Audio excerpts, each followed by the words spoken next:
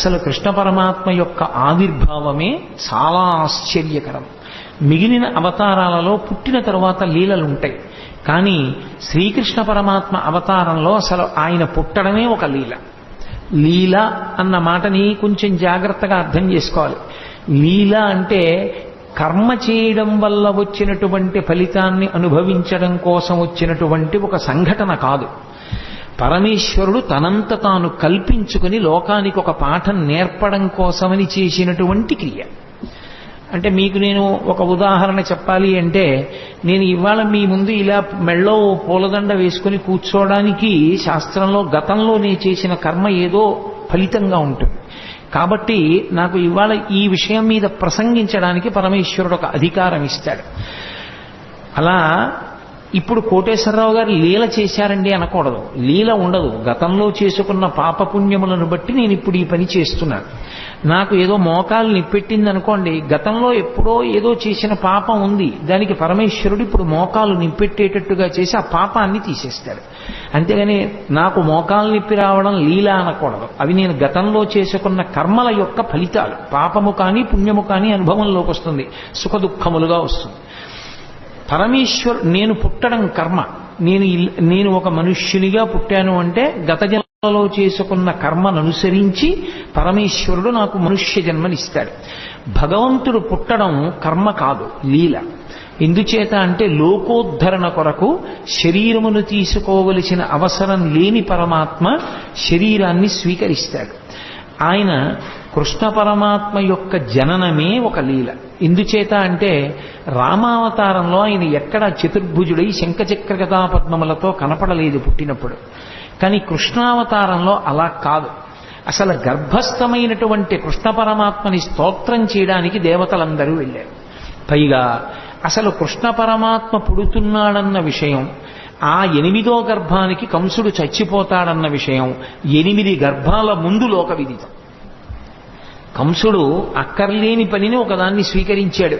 దేవకీదేవికి వసుదేవుడితో వివాహమై వాళ్ళిద్దరూ బయలుదేరినప్పుడు తగుదునమ్మా అని చెల్లెలి మీద ప్రేమతో రథానికి సారథ్యం చేస్తానని పగ్గాలు పట్టుకుని బయలుదేరాడు. రథం వెళ్ళిపోతోంది. అశరీరవాణి పలికింది, ఒరే నువ్వు ఎంతో సంతోషంగా ఈమెని తీసుకెడుతున్నావు, కానీ ఈమె యొక్క కడుపున 8వ వాడుగా ఎవడు జన్మిస్తాడో వాడి చేతిలో నువ్వు మరణిస్తావు. అంటే అందరికీ తెలుసు 8వ గర్భంలో పుట్టేవాడే కంసుని మరణానికి కారకుడవుతాడు అని. అందుకే చెల్లెల్ని చంపైపోయాడు కూడా కంసుడు. సరే, కథ నడిచింది. తర్వాత 8వ గర్భం కదా అన్నాడు. ఆ మహానుభావుడు వసుదేవుడు ఆ కంసుణ్ణి కొంతవరకు ఉపశాంతి వహించేటట్టు చేశాడు. వెళ్ళారు. మొట్టమొదటి కొడుకు పుట్టాడు. బావా, మొదటి కొడుకు నన్ను చంపేవాడు కాదు కదా, 8వ కొడుకు కదా, మొదటి కొడుకుని చంపానన్న అపఖ్యాతి నాకెందుకు, 8వ వాడు పుట్టినప్పుడు తీసుకురా బావా, నువ్వు మాట తప్పేవాడివి కాదులే అన్నాడు. 1, 2, 3, 4, 5, 6 బిడ్డల్ని ఇచ్చేశాడు. 7వ వాడు గర్భ సంకర్షణమై బలరాముడిగా పుట్టాడు. ఈ 6 పిల్లల్ని తిరిగి ఇచ్చిన తర్వాత నారదుడు వచ్చి, ఏమనుకుంటున్నావో పిచ్చివాడా, వీళ్ళందరూ దేవతాంశ సంభూతులే, నిన్ను చంపడానికి పుట్టిన వాళ్లే అన్నాడు. అయ్య బాబోయ్ అలాగా అన్నాడు. మళ్ళీ 6 పిల్లల్ని పిలిపించి చంపేశాడు. 7వ వాడు సంకర్షణుడై రోహిణీదేవికి జన్మించాడు. ఇక 8వ గర్భంలో పుట్టేటటువంటి వాడు తనని చంపేవాడే అన్న విషయం కంసుడికి అతి విశ్వసనీయంగా తెలుసు. కాబట్టి అది భగవదంశ అన్న విషయం కూడా స్పష్టంగా తెలుసు. ఎందుకంటే నిన్ను చంపడానికి శ్రీమన్నారాయణుడే ఆవిర్భవిస్తున్నాడు అని నారద మహర్షి చెప్పేశారు.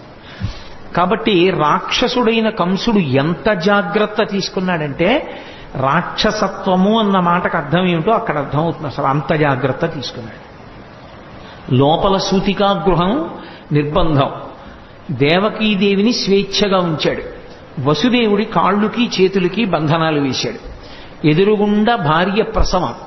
ఆమె ఎంత బాధపడుతున్నా భర్త లేచి కనీసం గుక్కెడు మంచినీళ్లు కూడా ఇవ్వలేడు.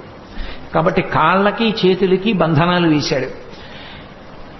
అక్కడ నుంచి చూస్తే సూతికాగృహం ఇక్కడ వరకు కనపడాలి, అలా ఏర్పాటు చేశాడు. విచ్చుకత్తులు పట్టుకుని తిరుగుతూనే ఉండాలి. 8వ గర్భం పుట్టగానే ఏడుపు వినబడగానే పిల్లాన్ని చంపేయాలి. అది కూడా ఎంత భయంకరంగా చంపేవాడంటే, పిల్లల కాళ్ళు పట్టుకుని గిరగిరా తిప్పి బండకేసి కొట్టేవాడు. కాబట్టి పిల్లవాడు ఏడవగానే నాకు తెలియాలి. అసలు పడుకునేవాడు కాదు, నిద్రపోయేవాడు కాదు, ఏది చేస్తున్నా సరే 8వ గర్భం వచ్చేస్తోంది అదే బెంగ. ఇంత బెంగ పెట్టుకున్నప్పుడు శ్రావణ మాసంలో అష్టమి తిథి నాడు అర్ధరాత్రి కటిక చీకట్లో కారాగారంలో లోకాలన్నింటినీ పరిపాలింపవలసినటువంటి పరమాత్మ, ఆయనకి తెలియదు ఎవడెంత జాగ్రత్త తీసుకున్నా ఆయన మాయందు ఎవరు దాటి యువతలకి రాగలిగిన వాడు. మమ మాయా దురత్యయ అంటాడు. ఒక్కసారి ఆ మాయనంతటినీ కమ్మాడు. ఎక్కడి వాళ్ళక్కడ గాఢ నిద్రలోకి వెళ్ళిపోయారు. దేవకీ వసుదేవులు తప్ప ఎవ్వరూ లేరు. ఆఖరికి చిత్రం ఏమిటంటే దేవకీదేవి గర్భమునందున్నటువంటి శ్రీమన్నారాయణుణ్ణి 33 కోట్ల మంది దేవతలు చతుర్ముఖ బ్రహ్మగారితో కలిపి వచ్చి స్తోత్రం చేశారు. ఆయన పుట్టవలసిన సమయం ఆసన్నమైంది. ఏ విధమైనటువంటి ఇబ్బంది లేకుండా శిశోదయం అయిపోయింది. పిల్లాడు పుట్టాడు. లోకంలో ఎక్కడైనా పిల్లవాడు పుడితే తల్లిదండ్రులు సంతోషిస్తారు తప్ప పిల్లవాడికి తల్లిదండ్రులు నమస్కారం చేసి స్తోత్రం చేసినటువంటి సందర్భం ఉండదు. ఆఖరికి వామనమూర్తి పుట్టినప్పుడు కూడా నన్ను కన్న తండ్రి నా పాలి దైవమా నా తపప్పలంబ నా కుమార నాదు చిన్ని వడుగ నాకుల దీపక రగదయ్య భాగ్య రాశివగుచు అంటుంది. నా కొడుకనే అంటుంది అదితి. కానీ శ్రీకృష్ణ పరమాత్మ యొక్క అవతారంలో మాత్రం పుడుతూనే ప్రాకృత శిశువుగా కనపడలేదు. అసలు ఇలా పుడుతూనే జలధరదేహు నాజాను చతుర్బాహు సరసీరుహక్షు విశాలవక్షు జారుగదా శంఖచక్ర పద్మ విలాసు కంఠ కౌస్తుభమణి కాంతిభాను కమనీయ కటిసూత్ర కంకణ కేయూర శ్రీవత్సలంచనంచిత విహారు మరుకుండలద్వయ మరు విహారు అని ఆ మహానుభావుడు పుడుతూనే ఆయన నీలమేఘఛాయ ఎలా ఉంటుందో అటువంటి మేఘఛాయతో శంఖచక్ర గదా పద్మములతో కూడుకున్నటువంటి వాడై కటిక చీకటితో ఉన్నటువంటి ఆ కారాగారమునందు భాషించాడు. ఈ పిల్లవాడిని చూశాడు వసుదేవుడు, ఆశ్చర్యపోయాడు. ఇదేమిట్రా, సాక్షాత్ శ్రీమన్నారాయణుడు కొడుకుగా పుట్టాడు. బాలు పూర్ణేందు రుచిజాలు భక్త లోకపాలు సుగుణాలవాలు కృపావిశాలు చూచి తిలకించి పులకించి చోద్యమంది ఉబ్బి చెలరేగి వసుదేవుడు ఉత్సహించే అన్నారు పోతన గారు. బాలు పూర్ణేందు రుచిజాలు భక్త లోకపాలు, భక్తుల్ని లోకాల్ని పరిపాలించగలిగినటువంటి పరమాత్మ చిన్న పిల్లవాడిగా శంఖచక్ర గదా పద్మములతోటి శ్రీమన్నారాయణుడిగా ఆవిర్భవిస్తే వసుదేవుడు ఆశ్చర్యపోయి ఆ పిల్లవాడిని పట్టుకుని స్తోత్రం చేశాడు. సర్వము నీలోనిదిగా సర్వాత్మడవాత్మమత్తు సంపన్నుడవై సర్వమయుడవ నీకును సర్వేశ్వర లీవులోను సంధులు వెలయన్నన్నాడు. ఈశ్వరా, ఈ సమస్తము నీ చేత నిండి నిబిడీకృతమైపోయింది. అటువంటి వాడివి మా కోసం నువ్వు కొడుకుగా పుట్టావా అని స్తోత్రం చేశాడు. దేవకీదేవి స్తోత్రం చేసింది. అసలు ఆ స్వరూపం ఎంత మంగళప్రదంగా ఉంటుందో చూపించారు పోతన గారు. జలధరదేహు అంటూ ప్రారంభించారు. జలధరదేహు అంటే మేఘము వంటి శరీరమున్నవాడు అని. మేఘమునకు 2 లక్షణాలు ఉంటాయి. ఒకటి కాంతి, ఒకటి చల్లతనం. ఆ నలుపు ఏదో బొగ్గు నలుపులా ఉండదు, దానిలో విశేషమైనటువంటి కాంతి ఉంటుంది. కాంతి ఉంది కదా అని వెచ్చతనం ఉండదు, చల్లతనం ఉంటుంది. ఆయన యందు 2 ఉన్నాయి. ఒకటి కాంతి భా, అదే ఆచార్యతత్వమై కృష్ణం వందే జగద్గురుం అయింది. రెండవది చల్లతనం, అదే భక్తుల్ని పరిపాలించేటటువంటి గుణంగా ప్రకాశించింది. అందుకే శ్రీకృష్ణ పరమాత్మ పాండవులని ఆదుకోవడానికి పడినటువంటి కష్టాలు అన్నీ ఇన్నీకో, అన్ని కష్టాలు పడ్డాడు మహానుభావుడు. జలధరదేహు నాజాను చతుర్బాహు సరసీరుహక్షు విశాలవక్షు జారు గదా శంఖచక్ర పద్మ విలాసు కంఠ కౌస్తుభమణి కాంతిభాను కమనీయ కటిసూత్ర కంకణ కేయూర శ్రీవత్సలంచనంచిత విహారు మరుకుండల ప్రభాయుత కుండల లలాటు వైఢూర్య మణిగణ వరకిరీటు బాలు పూర్ణేందు రుచిజాలు భక్త లోకపాలు సుగుణాలవాలు కృపావిశాలు చూచి తిలకించి పులకించి చూజ్యమంది ఉబ్బి చెలరేగి వసుదేవుడు ఉత్సహించే అని ఆ చిన్ని కృష్ణుణ్ణి చూసినటువంటి వసుదేవుడు పరమ సంతోషాన్ని పొందాడు. దేవకీదేవి అంత ఆనందాన్ని పొందింది. వాళ్ళకి కొడుకుగా పుట్టినటువంటి కృష్ణ పరమాత్మ దేవకీ వసుదేవులతో చెప్పాడు, నేను ఇది 3వసారి మీ కడుపున పుట్టడం. ఏ తల్లిదండ్రులు కన్నారో ఆ తల్లిదండ్రులకు తెలియదు. ఏ పిల్లవాడు పుట్టాడో ఆయన తల్లిదండ్రులతో చెప్తున్నాడు. ఇది లోకంలో ఎక్కడా జరగదు. అంత విచిత్రమైనటువంటి లీల. తల్లిదండ్రులు ఎక్కడైనా మా కొడుకని వాళ్ళకి తెలుస్తుంది, పిల్లవాడికి నేను వీళ్ళ బిడ్డన్నన్న విషయం కూడా వాడికి తెలియదు. వాడిని నిజంగా పొత్తిళ్లలోనే ఇంకోళ్ళు తీసుకెళ్లి పెంచారనుకోండి, ఎవరు పెంచారో వాళ్లే తల్లిదండ్రులు అనుకుంటాడు వాడు. అటువంటిది ఈ చిన్ని కృష్ణుడు దేవకీ వసుదేవులకు చెప్పాడు. ఎందుకని? పరమాత్మ స్వరూపం గనక. నేను 3వసారి మీ కడుపున పుట్టాను. ఒకసారి ఈయన పేరు పృష్ణి, నీ పేరు పృష్ణి దేవకీదేవి, ఆయన పేరు సుతపుడు వసుదేవుడు. మీ ఇద్దరు నా గురించి 12,000 దివ్య సంవత్సరములు తపస్సు చేశారు. నేను మీకు ప్రత్యక్షమయ్యాను. ఏం కావాలని అడిగాను. నీలాంటి కొడుకు కావాలన్నారు. మీరు మోక్షం అడగలేదు. నాలాంటి కొడుకు నేను తప్ప ఇంకొకడు లేడు, అందుకని నేనే మీ కడుపున 3 మార్లు పుడతానని వరమిచ్చాను. ఆ జన్మలో మీకు పృష్ణి గర్భుడు అన్న పేరుతో పుట్టాను. వేరొకసారి మీరు మరిచిపోయినా నేను మరిచిపోలేదు. మీరు కశ్యప ప్రజాపతి అదితిగా ఉండగా వామనమూర్తిగా పుట్టాను. 3వ మాట ఇదే చిట్ట చివరిసారి మీ కడుపున నేను పుట్టడం. ఇది 3వసారి పుట్టాను. ఈ జన్మలో నా పేరు శ్రీకృష్ణుడు అని పిలుస్తారు. మీరిద్దరూ దేవకీ వసుదేవులని పిలవబడ్డారు. ఈ 3వ జన్మలో నేను శ్రీకృష్ణ పరమాత్మగా మీ కడుపున ఆవిర్భవించినప్పుడు చేసినటువంటి లీలల్ని మీరు నిరంతరం స్మరించిన కారణం చేత మీ మనసుని పట్టినటువంటి పాపరాశి ధ్వంసమై ఇక మళ్లీ పుట్టవలసిన అవసరం లేని పునరావృత్తి రహిత శాశ్వతమైనటువంటి శివసాయుజ్య స్థితిని మోక్ష రూపంలో మీరు పొందుతారు. కాబట్టి నా లీలను స్మరించడమే మీకు ఉత్తమోత్తమైనటువంటి లక్షణం అన్నాడు.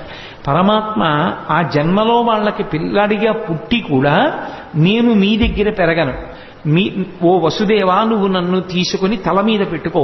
తెలుగు భాగవతంలో అయితే ఆంధ్ర భాగవతంలో గుండెల మీద పెట్టుకున్నాడు అని. నన్ను తీసుకుని ఈ అంతఃపురం నుంచి బయటికి వెళ్ళిపో. రాజ్యానికి సరిహద్దులో యమునా నది ప్రవహిస్తోంది మధురా నగరం దగ్గర. ఆ యమునా నది త్రోవ ఇస్తుంది, దాటి నందవ్రజానికి చేరుకో. నందవ్రజంలో ఇదే సమయానికి యోగమాయ పుట్టింది. అందుకే నారాయణ నారాయణి అన్నా చెల్లెళ్ళు పార్వతీదేవి శ్రీ మహావిష్ణువు. యోగమాయ పుట్టి ఉన్నది. నన్ను తీసుకెళ్లి అక్కడ పడుకోబెట్టి ఆ ఆడపిల్లని తీసుకుని మళ్ళీ వెనక్కి వచ్చేసిన తరువాత మళ్లీ నువ్వు అంతఃపురంలోకి వచ్చి కాళ్ళకి చేతులకి సంకెళ్ళు పడిపోయి యథాస్థితిని పొందిన తరువాత ఆడపిల్ల ఏడుస్తుంది. ఏడిచిన తరువాత కంసుడు లేస్తాడు. కాబట్టి నన్ను తీసుకెళ్లి నందవ్రజంలో విడిచిపెట్టాయి అన్నాడు. సరేనన్నాడు. ఆ పిల్లవాడిని తీసుకున్నాడు, బయటికి బయలుదేరాడు. ఆశౌరికి తెరవెసగెను ప్రకాశోద్దత తుంగ భంగ కలిత ధరా సాకాశయగు యమున మును సీతేశునకు పయోధి త్రోవ ఇచ్చిన భంగిన్ అన్నారు పోతన గారు. సముద్రం ఎలా రామచంద్రమూర్తికి దారిచ్చేసిందో అలా యమునా నది కూడా దారిచ్చేసింది. ఎవరికి? కృష్ణ పరమాత్మని తల మీద పెట్టుకున్నటువంటి వసుదేవుడికి. అందుకే రామచంద్రమూర్తికి ఎక్కువ సంబంధం గోదావరి సరయూ నది. కృష్ణ పరమాత్మకి ఆద్యంతము సంబంధము యమునా నది. యమునా నదితో ఆయనకి సంబంధం ఉండడానికి కారణం ఒక్కటే. యముడు యమున వీళ్ళిద్దరూ అన్న చెల్లి. వీళ్ళిద్దరూ సూర్య భగవానుడి యొక్క బిడ్డలు. యమున ముందుకు నడిచి వెళ్ళిపోతూ ఉంటుంది, కాలము వెనక్కి రాదు. గంగ అలా కాదు, గంగ ముందుకు వెళ్ళి వెనక్కి వెడుతుంది. కాశీలో దక్షిణానికి వెడుతున్న గంగ మళ్ళీ వెనక్కి తిరిగి ఉత్తరానికి వెళ్ళింది. గంగ దక్షిణానికి వెళ్ళింది అంటే జనన మరణ శోక సంసార స్వరూపం. ఉత్తరానికి తిరగడం అంటే మృత్యువునంత పోగొట్టగలిగినటువంటి పరమేశ్వర స్థానాన్ని, కైలాసాన్ని చూడడం. అక్కడ తిరిగింది కాబట్టి ఉత్తరానికి కాశీపట్టణంలో ప్రవహించేటటువంటి గంగకి ఒక ప్రత్యేకమైనటువంటి ప్రాముఖ్యత ఏర్పడింది. అందుకే కాశీగంగా అంటూ ఉంటారు. యమున అలా కాదు, ముందుకే వెడుతుంది. అందుకే యమున కాలస్వరూపం. యమునని దాటలేరెవరు. కాలాన్ని దాటడం ఎవరికి సాధ్యం కాదు. కాలమును దాటేశాడు అంటే ఇక పుట్టడు అని గుర్తు, మోక్షాన్ని పొందాడు అని. కాలమునందు పడిపోయి మళ్ళీ కాలమునందు పుడుతూ ఉంటాడు. పునరపి జననం పునరపి మరణం పునరపి జననీ జఠరేశయనం. కానీ ఎవరు కృష్ణ పరమాత్మని తలయందు ధరిస్తారో వారు మాత్రము కాలము దారిచ్చేస్తుంది. అంటే ఇక వాళ్ళు పుట్టవలసిన అవసరం ఉండదు. అందుకే రాసలీల కూడా ఎక్కడ చేస్తాడు అంటే యమునా నది ఒడ్డునే చేస్తాడు.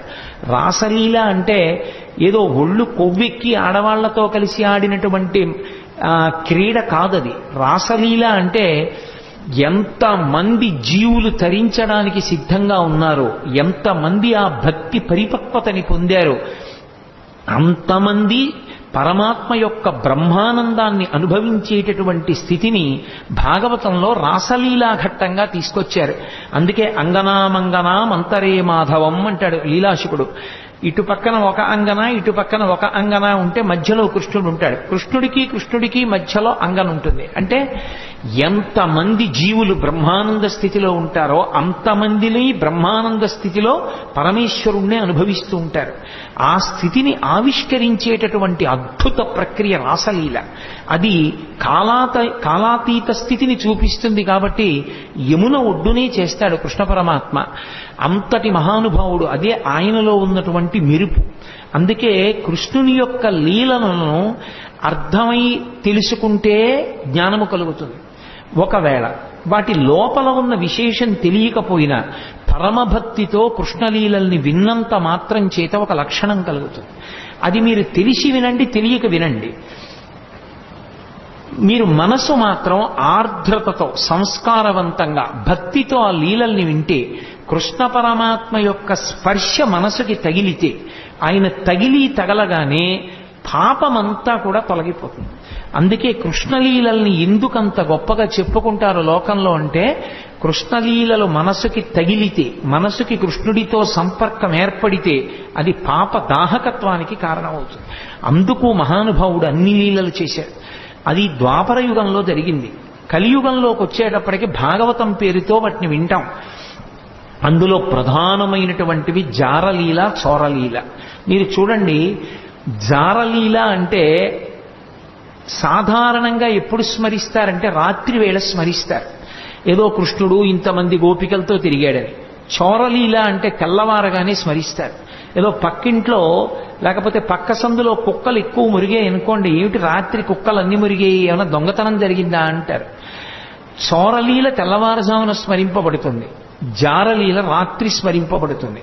నిందాపూర్వకంగానైనా సరే కృష్ణుడు రాసలీల చేశాడు అని రాత్రి స్మరించిన, నిందాపూర్వకంగానైనా సరే కృష్ణుడు దొంగతనం చేశాడని ఉదయం వేళ స్మరించిన, రాబోయే కలియుగంలో జారత్వము, చోరత్వము ఈ రెండిటి గురించే ఎక్కువ మంది చదువుకుంటారు, ఎక్కువ మంది మాట్లాడుకుంటారు. తెల్లవారి లేచి పేపర్ తీస్తే ఏముంటుంది? ఎవడు ఎత్తుకుపోయాడు, ఎవడు చట్టాన్ని పాడు చేశాడు, ఈ విషయాలే ఉంటాయి. దొంగతనాలు కావేమిటి అవన్నీ? అవి చదువుకుంటే పాపం. కనీసం దాని మీద అనురక్తి కొద్దీ కృష్ణుడి యొక్క చోరలీల చెప్పుకుంటే, కృష్ణుడు చేసిన దొంగతనమని మాట్లాడినా సరే అది మోక్షానికి కారణం. రాత్రి జారలీల మాట్లాడుకుంటే కృష్ణుడు జారుడన్నా సరే ఆయనకేం బెంగలేదు. కానీ కృష్ణ అన్న మాట ఎత్తారు కాబట్టి అది పాపాన్ని దహింపచేస్తుంది. అందుకే అసలు ఆయన పేరే కృష్ణ. కృష్ణ అంటే నిరతిశయ ఆనంద స్వరూపుడు అని అర్థం. అది నిరతిశయ ఆనందం. ఆ ఆనందంలో ఇంకా ఎక్కడా కూడా దుఃఖ స్పర్శ అనేటటువంటిది ఉండదు. అంత మహాద్భుతమైనటువంటి అవతారం శ్రీకృష్ణావతారం. అటువంటి శ్రీకృష్ణావతారం యమునా నదితో ఎక్కువగా సంబంధాన్ని కలిగి ఉంటుంది. అందుకే మళ్ళీ ఒకసారి వెనక్కి రండి. వసుదేవుడు చెప్తే ఆ కృష్ణ పరమాత్మని తల మీద పెట్టుకుని వసుదేవుడు బయలుదేరి వెడుతుంటే యమున దారిచ్చింది. యమున దారిచ్చింది అన్న మాటకు అర్థం ఏంటంటే కాలము దారి విడిచిపెట్టేసింది అని. ఎవరికి కృష్ణుడు తల మీద ఉంటాడో వాడికి కాలము దారి విడిచిపెడుతుంది. నందవ్రజానికి వెళ్ళాడు. ఏమి ఎందుకు ఉండకూడదు మధురానగరంలో?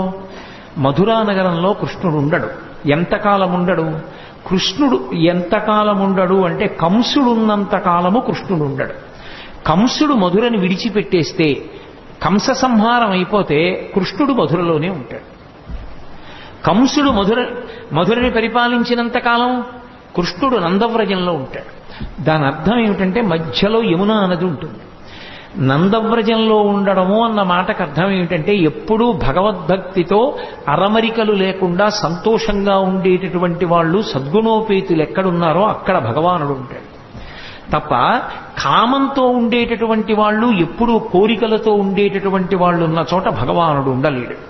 అందుకే మధుర అంటే తీయనైనది అని. మధురమైన తలంపులతో కంసుడు గత జన్మలో కాలనేమి కోర్కెలతో వెంపర్లాడుతూ కంసుడు మధురని పరిపాలించినంత కాలం కృష్ణుడు ఉండడు, నందవ్రజంలో ఉంటాడు. కంస సంహారం అయిపోతే అదే కృష్ణుడి చేతిలో కంసుడు మడిసిపోతే మధురానగరంలో ఉండిపోతాడు. అప్పుడు ఆ మనసు పవిత్రం. కంసుడు లేని మనసు పవిత్రం. మీరు ఎక్కడ అన్వయం చేయండి అంతే. అందుకే కాముడు ఉన్న చోట రాముడు ఉండడు అంటారు. కామకోటికి రామకోటికి తేడా ఏమి అని వారు పరమాచార్య స్వామి. కాబట్టి కాముడున్న చోట రాముడు ఉండలేడు, ఆయనకి చోటు ఉండదు అక్కడ. రాముడున్న చోట కాముడు ఉండే అవకాశం ఉండదు. భగవత్తత్వమునందు రమించే హృదయంలో కామానికి చోటు లేదు. భగవత్తత్వంలో రమించడానికి అవకాశం లేని చోట కాముడు మాత్రమే ఉండే అవకాశం ఉంటుంది. అందుకే కాముడు రాముడు, కృష్ణుడు కంసుడు, ఇవి రెండు ఎప్పుడు ఒకరుంటే రెండవ వారు ఉండరు. ఆఖరికి మాత్రం భగవంతుణ్ణి నమ్ముకున్న భక్తుడికి మాత్రం ఎప్పుడో అప్పుడు కంస సంహారమో కామ సంహారమో చేసి కృష్ణుడో రాముడో హృదయంలోకి వచ్చి నిలబడడం మాత్రం ఖాయం. ఆ భక్తి మాత్రం ఉండాలి. అందుకే నందవ్రజంలో పడుకోబెట్టి మళ్ళీ ఆడపిల్లని తీసుకుని ఈవలి వైపుకి వచ్చి లోపలికి వెళ్ళి ఆడపిల్లని తీసుకుని దేవకీదేవి పక్కన పడుకోబెట్టి వచ్చి కూర్చున్నటువంటి వసుదేవునికి బంధనములు మాత్రం పడలేదు. మళ్లీ తలుపులు వేసేసుకున్నాయి, గొలుసులు పడిపోయాయి, తాళాలు పడిపోయాయి, అన్నీ పడిపోయాయి, అందరూ నిద్రపోతున్నారు. సంకెళ్ళు పట్టుకోలేదు. అవెందుకు పట్టుకో అంటే పదముల సంఖ్యలు నిడుకుని మదితలచుచు సూరసుతుడు ముందరువోలెన్ కుదురుకొను రీతి దేహమున కదిలించుతు నూరకుండె గురువరతంబున్న నరపోతన గారు. ఈసారి బంధనాలు ఆయనే వేసుకున్నాడు వసుదేవుడు, అవి తగులుకోలేదు. దాని అర్థం ఏమిటంటే ఒక్కసారి శ్రీకృష్ణ పరమాత్మని శిరస్సునందు ధరించిన తరువాత, ఆ జ్ఞానం ఆవిర్భవించిన తరువాత సంసారమునందున్నట్టుంటాడు తప్ప ఇక సంసారమునందు లేనివాడు. అందుకే ఇక బంధనములు మాత్రం తగులుకో వసుదేవుడికి. బంధనములను తాను తగిలించుకున్నాడు. అంటే సంసారమునందున్నవాడిలా ఉంటాడు. అందుకే అసలు కృష్ణ పరమాత్మ యొక్క జననమే గొప్ప లీల. అసలు కృష్ణ పరమాత్మ యొక్క జననం అన్నది బాగా అర్థమైతే వేదాంత రహస్యములు చాలా అర్థమైపోతాయి.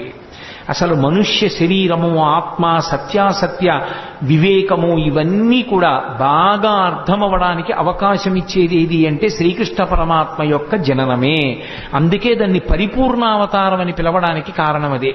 ఒకవేళ అలా ఏమీ అర్థం కాలేదనుకోండి, దాని వలన వచ్చిన నష్టం ఏమీ లేదు. కనీసం కృష్ణుడు పుట్టాడు, అలా పుట్టగలడు అని నమ్మి వినగలిగితే చాలు, అది రక్షిస్తుంది. కృష్ణుడు పుట్టాడు, పిల్ల ఏడిచింది, కంసుడు లేచాడు, పరిగెత్తుకెళ్ళాడు. అన్న శమింపుమన్న తగదల్లుడు కాడిది మెనకోడలవు మన్నన చేయు మన్న విను మానిని చంపుట రాచపాడి కాదన్న సుకీర్తివై మనగదన్న మహాత్ములు పోవుత్రోవు పోవన్న భవత్ సహోదరి కదన్న నిను శరణంబు వేడదన్నని ఏడిచింది దేవకీదేవి. అన్న అన్న అన్న అని 10 మాటలు పిలిస్తే మనసు కరుగుతుందేమో అనుకుంది పిచ్చి తల్లి. అన్న శమింపు మన్న తగదల్లుడు కాడిది మెనకోడలవు మన్నన చేయు మన్న విను మానిని చంపుట రాచపాడి కాదన్న సుకీర్తివై మనగదన్న మహాత్ములు పోవుత్రోవ పోవన్న భవత్ సహోదరి గదన్న అని అన్ని మాటలు అన్నయా అన్నయా అన్నయా అని ఏడిచింది. అయినా బలవంతంగా పిల్ల కాళ్ళు పట్టుకుని లాగేసి గిరగిరా తిప్పి ఆ పిల్లని బండకేసి కొట్టబోయాడు. ఆ పిల్ల రాతికి తగలడం మానేసి ఆకాశంలోకి ఎగిరిపోయి పుష్ప మాలల చేత అలంకరింపబడి దేవతలందరూ ఆమెని సేవిస్తుండగా, ఓరి పిచ్చివాడా, నిన్ను చంపేవాడు నాతో కలిసి వేరొక చోట పుట్టాడు. పోని ఊరుకున్నాడా? ఇంకా పళ్ళు రాని పిల్లలు, పాలు తాగుతున్న పిల్లలు ఎక్కడెక్కడున్నారో వాళ్ళందరినీ చంపేయమన్నాడు. అక్కడ ప్రారంభమయ్యాయి కృష్ణలీలలు. అసలు శ్రీకృష్ణ పరమాత్మకి ఇంకా పాపం ఆయనకి అసలు అందుకే కన్నులు తెరవని కడుచిన్ని పాపడై దానవి చనుబాలు త్రాగి చంపే అన్నారు గోపకాంతలు ఆయన గురించి చెప్తూ. ఇంకా అసలు పుట్టినటువంటి పిల్లాడు, ఆయనకి కళ్ళు సరిగ్గా తెరవడం, తన కాలు చెయ్యి తను తీసుకోవడం కూడా రానట్టుగా ఉన్నటువంటి పిల్లవాడిని చంపడానికి వచ్చింది పూతన. సిరిమమ్మం బ్రతకంగ చూచటకొనై శృంగార వేషంబుతో నరుదే నోపునటంచు గోపికలు చిక్పల్రాక మోహించి తత్పరలై చూడ లతంగిపోయి కనియన్ పర్యంక మధ్యంబునన్ భరు వస్మానుల తేజు దుర్జనవధ ప్రారంభ కొండింబకొన్నంటారు పోతన. ఇంకా బూది కప్పిన నిప్పులా ఏమీ తెలియని వాళ్ళ పడుకుని ఉన్నటువంటి చిన్ని కృష్ణుణ్ణి చూసింది పూతన. లక్ష్మీదేవిలా వేషం కట్టింది చంపేస్తానని. తీరా లోపలికి వెళ్ళింది. ఎంత అందంగా ఉన్నాడు రాయి పిల్లాడనుకుంది. పరమాత్మ యొక్క అందం ఎవరినైనా మోహింపచేస్తుంది. ఎంత అందంగా ఉన్నాడు రా అనుకుంది. అనుకుని ఒరే పిల్లాడా నీకోసమేరా నేను ఇంత వేషం కట్టాను, ఒక్క గుక్కడు పాలు తాగరా నీ అందం ఏమిటో తెలుస్తుందండి. ఎందుకని స్తన్యమునకు విషం పూసుకొని వచ్చింది, స్తన్యం చప్పరించాడో చచ్చిపోతాడు. అందుకని ఆ పిల్లవాడికి వద్దమ్మా వద్దమ్మా అని ఒక పక్క అరుస్తున్నారు యశోద, అక్కడే ఉన్నటువంటి బలరాముని తల్లిని. అయినా సరే రోహిణీదేవి అంటున్నా వినకుండా పిల్లవాడిని తీసుకుని తన స్తన్యం ఇచ్చి పాలివ్వడానికి ప్రయత్నించింది. ఆయనకి తెలియదు ఎంత పసిపిల్లవాడి రూపంలో ఇంకా కళ్ళు విప్పడం కూడా చేత కానటువంటి వాడిగా ఉన్నప్పటికీ వచ్చినదెవరో, ఎందుకు ఎత్తుకుందో, ఎందుకు పాలిస్తోందో ఆయనకి తెలియదు. అది కృష్ణలీలలంటే. అవి అంత పసిపిల్లవాడిగా ఉన్నప్పటికీ సర్వజ్ఞుడు. రామచంద్రమూర్తి అయితే అలా ఉండడు, గురువుల దగ్గర నేర్చుకుంటాడు. కృష్ణుడు అలా కాదు, పసిపిల్లవాడిగా ఉంటూ రాక్షస సంహారం మొదలుపెట్టేశాడు.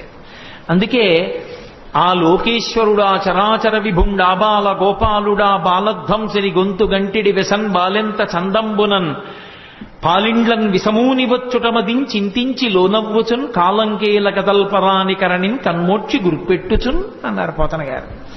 ఆ వచ్చినటువంటి పూతన విషాన్ని స్తన్యంలో పెట్టుకుని వచ్చిందని తెలుసు, తన్ని చంపడానికి వచ్చిందని తెలుసు. కానీ ఏమీ తెలియనటువంటి పిల్లవాళ్ళ కళ్ళు గట్టిగా మూసుకుని గుర్రు పెట్టి పిల్లలు, చంటి పిల్లలు నిద్రపోతున్నప్పుడు చిన్న గుర్ర గుర్రని చప్పుడు వస్తుంది.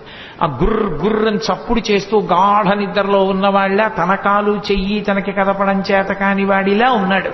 ఎందుకని పిల్లలకు అలవాటు ఉంటుంది, ఈ బొటనవేలు ఇక్కడికి తెచ్చి నోట్లో పెట్టుకోవాలని వాళ్ళ తాపత్రయం. కానీ వాళ్ళ చెయ్యే వాళ్ళ నోరే, కానీ ఈ చెయ్యి ఇక్కడికి వెళ్ళదు. ఎందుకనంటే వాళ్ళకి ఆ బలం ఉండదు, లేక చెయ్యి ఇలా ఇలా ఇలా ఇలా పోతుంది. పోయి ఇక్కడ పెట్టుకుందాం అంటే ఇలా పోతుంది. అది పోయేటప్పటికి వాడు ఏదో ఇంకొకడెవడో వాడి చెయ్యి లాగేశాడన్నట్టుగా ఏడవడం మొదలు పెడతాడు. కాలంగేల కదల్పరాని కరణిం కన్మోడ్చి గుర్పెట్టుచున్. తన కాలు చెయ్యి తనకి సక్రమంగా కదపడం చేత కాని పిల్లవాడు ఎలా ఏడుస్తాడో అలా అంత అమాయకంగా ఉన్నవాడు ఇలా నిద్రపోతున్నప్పటికీ కూడా తనకి పాలివ్వడానికి వచ్చినటువంటి పూతనా స్తన్యముల యందు విషం పెట్టుకుని వచ్చిందని తెలుసుకున్నటువంటి పరిపూర్ణ జ్ఞానము కలిగినటువంటి కృష్ణ పరమాత్మ అక్కడ పక్క మీద అలా పడుకుని నిద్రపోతుంటే ఏమీ తెలియని దానిలా వచ్చి ఎత్తుకుని పాలివ్వడం మొదలుపెట్టింది. నిజంగా ఆ చిన్ని కృష్ణుని యొక్క మూర్తి మన మనస్సు మీద ముద్రపడాలని పోతన గారి తాపత్రయం. ఎంత లైవ్ టెలికాస్ట్ ఆయన ప్రసారం చేశారు, శాబ్దిక ప్రత్యక్ష ప్రసారం భాగవతం.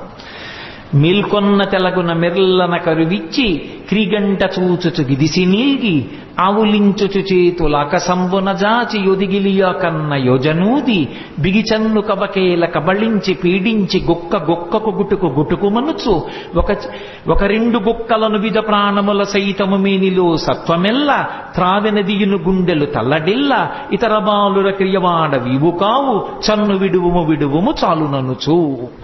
ఆ పిల్లవాడు చిన్ని కృష్ణుడు నిద్రలేచినటువంటి సందర్భాన్ని అంత హృద్యంగా వర్ణించారు. బాగా నిద్రపోతున్న పెద్దవాడిని వెళ్ళి లేపామనుకోండి, బుద్ధి ఉందా లేదా, ఎందుకు అలా లేపుతామని కోప్పడతాడు. పసిపిల్లలు అలా కాదు, బాగా నిద్రపోతున్నా వీడు పొద్దున్న ఎప్పుడో 7ంటికి పాలు తాగాడు, కానీ ఇవాళ ఏమిటి ఇలా గుర్రు పెట్టి నిద్రపోతున్నాడు, వీడు 9 అయిపోయింది, పిల్లాడికి ఆకలేస్తుందని అమ్మ లేపేస్తుంది.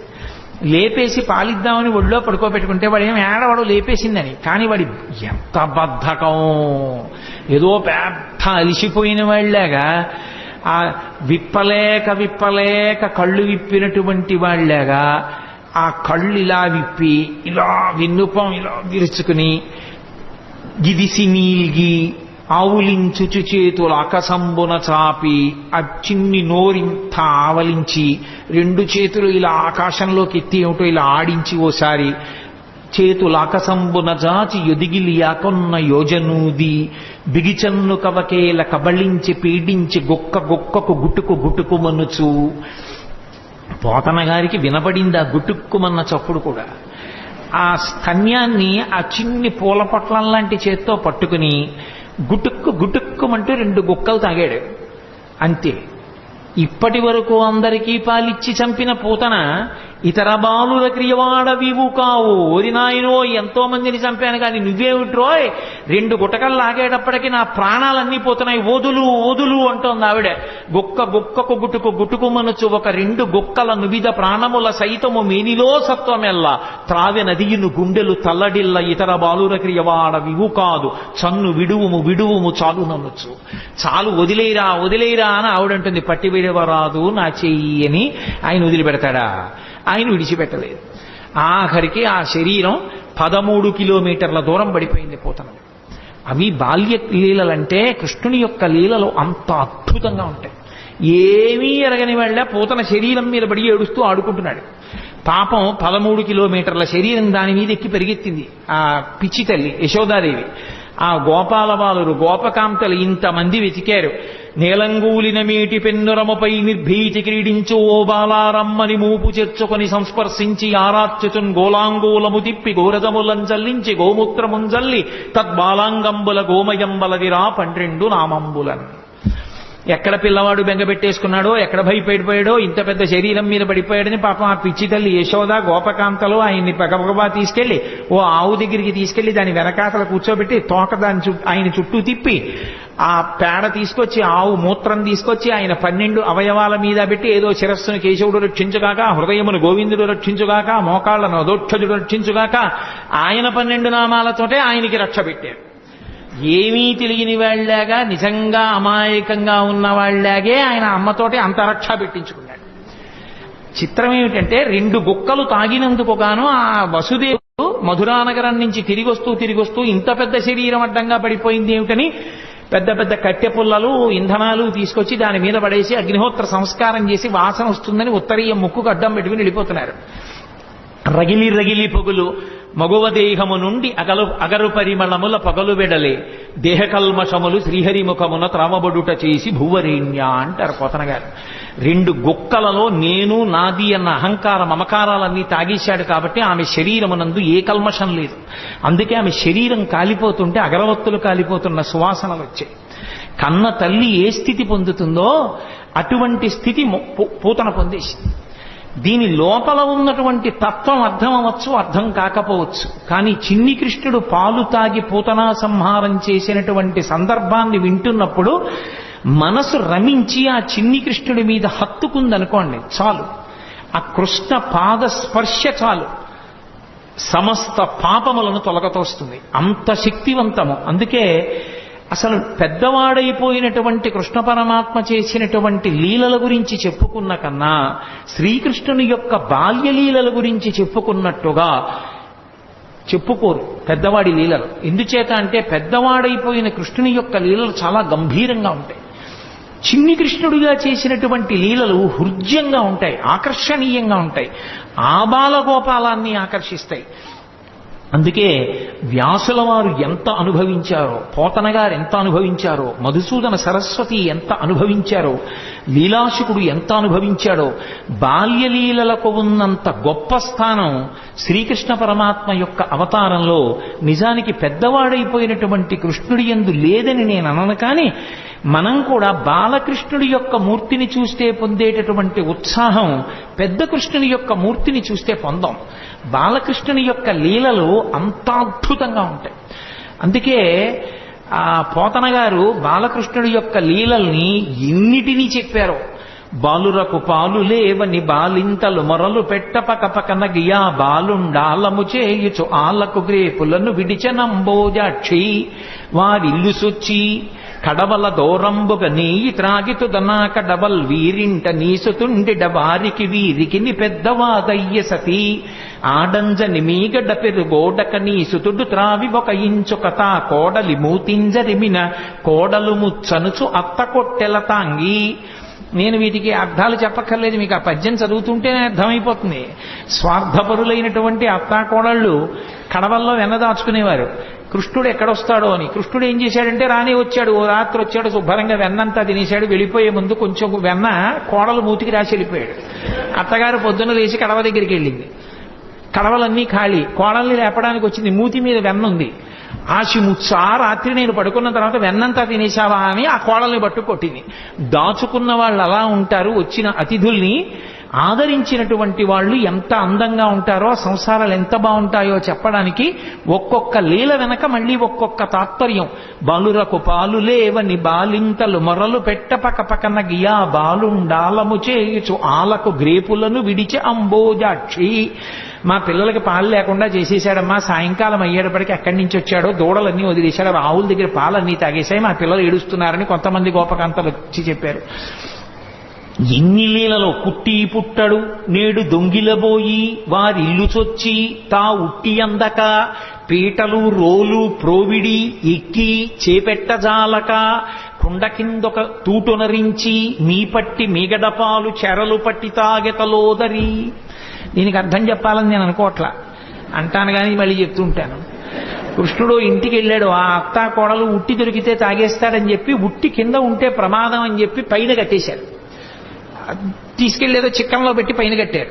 రానే వచ్చాడు, చూశాడు, ఓహో ఈ అత్తా కోడలు పైకి కట్టారా ఎలా అనుకున్నాడు. పీటలు రోళ్లు అన్నీ తీసుకొచ్చాడు, అక్కడ వేసాడు, వాటి మీద ఎక్కాడు. ఇలా చెయ్యి పెడదామని చూశాడు, అందలేదు. పీటలు రోళ్లు వేసుకున్న అందనంత పైకి పెట్టేశారా, వీళ్ళ పని చెప్పాలనుకున్నాడు. ఓ రాయి ఒకటి తీసి కిందకి అన్నం పెట్టాడు, చక్కగా పైనుంచి కారిపోతోంది. హాయిగా అందరూ చేరలు పట్టి తాగారు, వెళ్ళిపోయారు. భాగవతం కాదు కానీ నాకు ఇది చెప్పినప్పుడల్లా జ్ఞాపకం వస్తూ ఉంటుంది. ఒక చోట ఒక అత్తా కోడలు అంతకన్నా చాలా తెలివైన వాళ్ళు ఇలా వచ్చి ఎక్కడో ఉట్టి కట్టి పెట్టినా తాగేస్తున్నాడని వాళ్ళు ఏం చేశారంటే కుండ చుట్టూ గంటలు కట్టారు. వచ్చి ముట్టుకున్నాడో గంటలు మోగుతాయి, అప్పుడు పట్టుకోవచ్చు అనుకున్నాడు. ఆయన ఏం చేశాడు, పీట వేసుకున్నాడు, రోడ్లు వేసుకున్నాడు, పిల్లల్ని ఎక్కించాడు, ఆ వీపులు ఎక్కాడు, దగ్గరికి వెళ్ళాడు. ఎలా ముట్టుకోవడం, ముట్టుకుంటే గంటలు మోగుతాయి. చూశాడు పరాత్పరుడు, ఆయన శాసనానికి ఏది లొంగది. ఓ గంటలలారా మీరు మ్రోగకుడు అన్నాడు. అవి విన్నాయి. చక్కగా వెన్న తీశాడు, పిల్లలందరికీ పెట్టాడు. ముందు వాళ్ళకి పెడితే కాంత అంత ఎండవు, అందరికీ అందిందా, అందింది. ఇప్పుడు ఆఖరణ తను తీసుకుని ఇలా నోటి దగ్గర పెట్టుకున్నాడు, గంటల గనకన మోగి. అరే మిమ్మల్ని మోగద్దన్నాను కదా, ఎందుకు మోగారన్నాయి. ఏం చెప్పమంటావు పరమేశ్వర, వాళ్ళకి పెడితే ఊరుకున్నా, నువ్వు నోట్లో పెట్టుకుంటే నైవేద్యం అలవాటు గంట మోగడం, అందుకని మోగేశామన్నాయి. అలా ఎంతమంది ఎన్ని అనుభవించారో మహానుభావుడు. వేలుపుల్లటి నాకంటెను వేలుపు మరి ఎవ్వడనచు బికబకెన గిమా వేలుపుల్ల గోడపైనో హేలావతి నీత నూజుడింగిలి చేసన్. వచ్చిన పిల్లలకి అతిథులకి అన్నం పెట్టకుండా ఏమిటో బొమ్మలను అన్నీ పెట్టి నైవేద్యాలంటూ కూర్చుంటామేమిటి, నేనే పెద్ద పరమేశ్వరుండని చెప్పి ఆవిడ కళ్ళు మూసుకు ధ్యానం చేస్తుంటే చక్క చక్కెర పొంగలి అవి తినేసి మిగిలింది ఆ బొమ్మలకి రాహేసి వెళ్ళిపోయాడు. నాకన్నా వెళ్ళిపోవడం నీ తిన్నానులే చాలన్నాడు. కొడుకులు లేరని వకసతి వగవగ తన్ను మగనిగా గైకొనినన్ కొడుకులు కలిగెదర నిపై పడినాడిది వినువు శిశువు పనులే తల్లి అంటుంది ఇంకో గోపికొచ్చి. ఏదో పాపం గోపబాలురందరూ ఆవుల్ని పట్టుకుని వెళ్ళిపోయారు. పెళ్ళై చాలా కాలం అయింది, ఈ అమ్మాయికి పిల్లలు పుట్టలేదని ఏదో మాట్లాడుకుంటున్నారు వాళ్ళు. ఎక్కడి నుంచి వచ్చాడో గబగబా వచ్చాడు. మీ ఆయన్ని నమ్ముకుంటే ఏం పిల్లలు పుడతారమ్మా, నన్ను నమ్ముకోనా ఆవిడ మీద పడ్డాడు. అది వచ్చి చెప్పింది ఓ గోపకాంత. అది ధూర్తచేష్టితంగా కనిపిస్తుంది వినడానికి, కానీ అది ధూర్తచేష్టితం కాదు. పుట్టు గొడ్రాళ్లకు బిడ్డలిచే గోవిందుడే అని భక్తి కలిగి ఉంటే నా యందు అమ్మా నీ గర్భదోషాన్ని తొలగించి నీకు సంతానం ఇస్తాను అని దాని అర్థం. కాబట్టి చేబంతి తప్పెపడనని ప్రాబల్యము తోడ వచ్చి భవనము వెనుకన్ మా పట్టి జలకమాటగ మీ బిడ్డడు వలువ తెచ్చెనలతొకతగునే అంటుంది ఓ గోపికొచ్చి. పడతి నీ బిడ్డడు మా కడవలలో నున్న మంచి కాగిన పాల పడచులకు పోసి చిక్కిన కడవలపో నడిచ యాజ్ఞ కలదో లేదో అంటుంది ఇంకో గోపికొచ్చి. ఎంతమంది ఎన్ని చాడీలు చెప్పారో. ఇన్ని చెప్తే ఆ యశోదంది అన్య మెరుగడు తన ఎంత ఆడుచుండు మంచి వాడితడెగ్గులు మనరమ్మ రామలారత్రిలోకాభిరామలార అంది. ఎందుకమ్మా అని మాట్లాంటారు, మా పిల్లాడు ఎప్పుడు గుమ్మం దాటి వెళ్ళనివాడు అంటుంది. అంటే ఇప్పుడు నేను భాగవతం అంతా నేను ఎక్కడ చెప్పను, మీరందరూ విన్నవాళ్లే. ఒక్కొక్క లీల వెనక మళ్ళీ ఎంతో పరమార్థం ఉంటుంది. ఆ పరమార్థం అర్థమైనా అర్థం అవ్వకపోయినా ఇప్పుడు నేను లీల ఒకటి చెప్తుంటే మీ అందరూ పక్కున నవ్వారు. పక్కున నవ్వారంటే మీ మనసుని స్పృశించిందా లేదా లీల? ఆ చిన్ని కృష్ణుని యొక్క పాదం తగిలింది, ఆయన మనసులోకి వెళ్ళాడు. ఆయన మనసులోకి ప్రవేశించిన ఉత్తర క్షణంలో పాపం ధ్వంసం అవుతుంది. అందుకోసం భాగవత శ్రవణం చేస్తారు. అందుకే భాగవతం సప్తాహంగా వింటూ ఉంటారు. భాగవతం సప్తాహంగా వినడానికి కారణం ఏమిటి అంటే 7 రోజులుగా వినడానికి కారణం 8 రోజు వినకూడదని కాదు. ఎవరు ఎంతకాలం బ్రతికినా బ్రతికేది 7 రోజులే.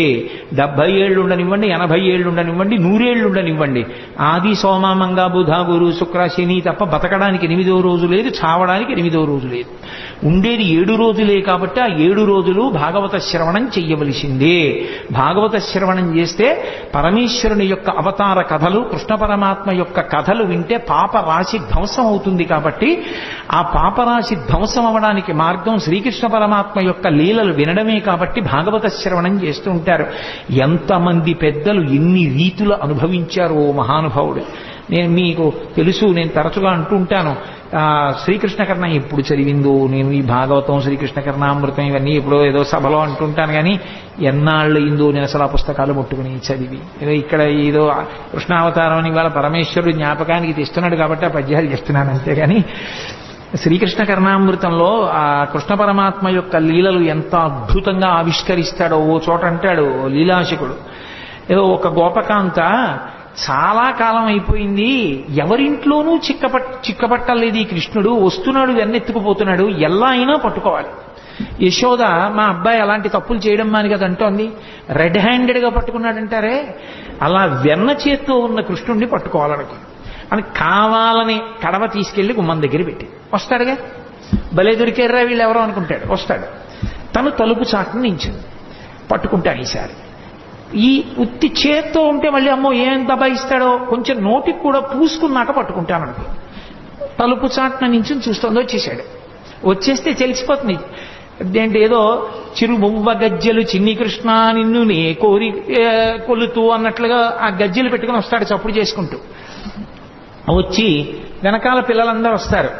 ఆవిడ పక్కనే ఉంది పట్టుకుందామని. తెలియదు కదా, తెలియదని మనం అనుకోవాలి అందాక. అందుకు తెలియదు ఆ పక్కనే ఉంది గోపిక పట్టుకోవడానికి.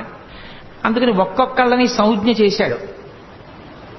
వచ్చేశాడు, తీస్తున్నాడు, పెడుతున్నాడు, చక్కగా ఒక్కొక్కడు పుచ్చుకుంటున్నాడు.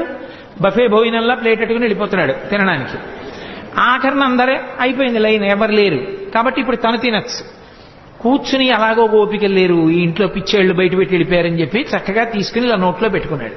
పెట్టుకోగానే గోపిక వచ్చి పట్టుకుంది. పట్టుకుని ఆ కృష్ణుణ్ణి చూసింది. పిల్లాడు కదా, భయపడిపోయి ఇలా అనాలి, ఏమీ అనలేదు, ఇలా చూశాడు అన్నాడు. అయిపోయి ఇదేమిటి ఇంత ధైర్యం అనుకుంది. అనుకుని అసలు ఏమంటాడో చూద్దామని కస్తంబాల, ఎవరు పిల్లాడా నువ్వు, తెలుసు కృష్ణుడని, ఎవరు నువ్వు అని. ఆయన ఏమనాలి, నేను కృష్ణుణ్ణి అనాలి. ఆయన కృష్ణుణ్ణి అనలేదు. బలానుజ, బలరాముడి తమ్ముడు అన్నాడు. మధ్యలో ఆయన ఊసేందుకు? ఆయన ఏమైనా వచ్చాడా, తిన్నాడా, దొంగతనాలు చేశాడా? అంటే ఎక్కువ మందిని ఇన్వాల్వ్ చేస్తే శిక్ష తక్కువ పడుతుందని. అందుకని పాపం ఏ పాపం ఎరగని అన్నగారిని తీసుకొచ్చాడు. నా పేరు చెప్పడం మానేసి అన్నయ్య పేరు చెప్పడం. కస్తంబాల బలానుజ. అమ్మ బాబోయ్, గుండెలు తీసిన బంటు, నీ పేరేమిటంటే బలరాముడి తమ్ముడిని అంటున్నాడు, తన పేరు చెప్పట్లేదని ఆవిడంది. కిమిహతే, ఇక్కడికి ఎందుకు వచ్చావు? ఓసారి ఇలా చూసి, ఓ మా ఇల్లు కాదా, మన్మందిరాశంకయా, మా ఇల్లు అనుకున్నాను. అమ్మ బాబోయ్, మీ ఇల్లు అనుకుని వచ్చావా? ఇంత నిజంగా గుండెలు తీసిన బంటూరా నాయనా నువ్వు అనుకుంది. అనుకుని ఓ సరే పోన్లే. యుక్తం తం నవనీత పాత్ర వివరే హస్తం కిమర్థం యసేహే. బాగుందిరా నాయన, మరి వెన్నకుండలో చెయ్యెందుకు పెట్టావు? ఆయన అన్నాడు వెంటనేను, అమ్మా కాసేపు గట్టిగా మాట్లాడుకుంటా ఉంటావా? మాతకంచనవత్సకం మృగయితం మాదా విషాదం క్షణ ఇత్యేవం వరవల్లవీ ప్రతివచ కృష్ణస్య పుష్ణాతునః. ఎందుకమ్మా అంత గట్టిగా ఊరికే ఏంటి వెన్న కుండలో చెయ్యట్టావు, ఇక్కడికి ఎందుకు వచ్చావు అని అరుస్తానంటే, మా ఆవు దూడ ఒకటి తప్పిపోయింది, వెన్నకుండలో ఉందేమో అని వెతుకుతున్నాను, కారిస్తే పారిపోతుంది దూడని. వెన్నకుండలో దూడ దూరిందా, చెయ్యి పెట్టి వెతుకుతున్నావా, దూడ పారిపోతుందా అని తెల్లబోయి ఆవిడ చెయ్యి వదిలేసింది, పారిపోయింది. అలా నిర్భయంగా గోపకాంత పట్టుకున్నా కూడా తిరగబడి జవాబు చెప్పిన కృష్ణుడు ఉన్నాడే, ఆయన మమ్ము రక్షించుగాక అంటాడు. కృష్ణస్య పుష్ణాతునః. నహ అంటే సంస్కృతంలో మమ్ములను అని. శంకరాచార్యుల వారు సౌందర్యలహరిలో ఎక్కువ వేస్తారు నహ అన్న శబ్దాన్ని. కాబట్టి కృష్ణస్య పుష్ణాతునః, మమ్ము రక్షించుగాక. అబ్బో ఇన్ని అనుభవించాడండి, ఒకటా రెండా? నిద్రపోతున్నటువంటి ఆ చిన్ని కృష్ణుడి దగ్గరికి వెళ్ళి యశోదాదేవి కథ చెప్తోంది. పిల్లలకి ఏదో కథ చెప్పకపోతే నిద్రపోరుగా. అమ్మ ఏదైనా కథ చెప్పు పడుకుంటాను అన్నాడు. సరే చెప్తాను విను అని. ఆవిడికి ఏం తెలుసు పాపం, వచ్చినవాడు విష్ణు అవతారం కృష్ణుడేనని. రామో నామ బభూవ హుం తదబలా సీతేతి హుం తాం పితృవాచా పంచవటీతటే విహరణస్తస్యాహరద్రావణః నిద్రార్థం జననీ కథామితి హరే హుంకారతః శృణ్వతః సౌమిత్రే క్వధనుర్ధనుర్ధనురితి వ్యగ్రాగిరప్పాంతునః. లీలాశుకుడు అంటాడు, అమ్మ కథ చెప్తోంది. రామో నామ బభూవ, రాముడనేటటువంటి రాజుండేవాడు అంది. అన్నాడు. పడుకుంటున్నాడు కదా పిల్లాడు అని ఏదో కథ చెప్పాలి. ఆయన కథే పాపం, ఆయన కథేనా ఆవిడికి ఏం తెలుసు, అందుకని చెప్తోంది. రామో నామ బభూవ హుం తదబలా సీతేతి హుం, ఆయనకి భార్య ఉండేది, ఆవిడ పేరు సీతమ్మ అన్నాడు. తాం పితృవాచా పంచవటీతటే విహరణస్తస్యాహరద్రావణః, తండ్రి అయినటువంటి దశరథ మహారాజు గారు కైకమ్మకి ఇచ్చినటువంటి వరాన్ని సత్యం చేయడం కోసం 14 సంవత్సరముల అరణ్యవాసం చేయడం కోసం తమ్ముడైన లక్ష్మణస్వామితో భార్య సీతమ్మతో కలిసి రామచంద్రమూర్తి అరణ్యవాసానికి వెళ్ళినప్పుడు ఆ జనస్థానంలో సీతమ్మ తల్లిని రావణాసురుడనేటటువంటి రాక్షసుడు అపహరించాడు అంది. ఇప్పుడు అనలేదు. సౌమిత్రే క్వధనుర్ధనుర్ధనురితి వ్యగ్రాగిరప్పాంతునః, పడుకున్నవాడు ఒక్కసారి ఉయ్యాల్లోంచి లేచి కూర్చుని లక్ష్మణ ధనసు పట్రా ఇలా అన్నట్టు హడిలిపోయింది కథ చెప్తున్న యశోద. ఎందుకని? ఆయన కథే కదూ. సీతమ్మని రావణుడు అపహరించాడని వినేటప్పటికే బాలకృష్ణుడిగా ఉన్న రాముడిగా తాదాత్మ్యత చెందాడు.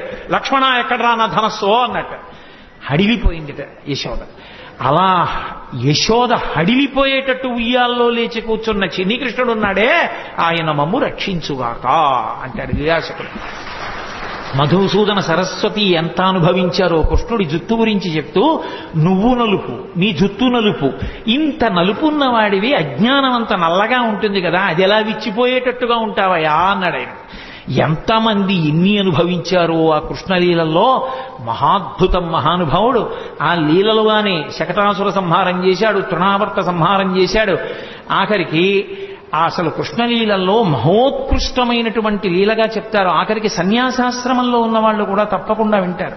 ఆ ఉలూకల బంధనము అని ఆ పిల్లవాడిని తీసుకెళ్లి ఆ రోటికి కట్టేసినటువంటి సన్నివేశం. ఇప్పుడు నేను అవన్నీ ఆ లీలలన్నీ ఎక్కడ చెప్పడం కుదురుతుంది, కానీ ఏదో అన్నాను కాబట్టి ఒక్క మాట అంటానంతే. కృష్ణావతారం గురించి చెప్తూ నేను దాని గురించి అనకపోతే దోషం అయిపోతుంది. ఎప్పుడు జరిగిన లీలలు అవన్నీ. ఎక్కడో ఆడుకుంటున్నాడు కృష్ణుడు, ఆ పెరుగు చిలుకుతోంది యశోద. సుడిగిచు గిదికుచు వాలుచు సడికొట్టుచు అమ్మ రమ్ముచ నిమ్మనుచున్ వెడబెడ గంతులు వైచుచు కదిసి కడవ బాల కొండు కవ్వము పట్టెన్. ఆ చల్ల చేస్తున్నటువంటి యశోద దగ్గరికి వచ్చి పరిగెత్తుకొచ్చి, అమ్మ అమ్మ నాకు పాలిస్తావా, ఇవ్వ ఆకలేసేస్తోందని కవ్వం పట్టుకున్నాడు.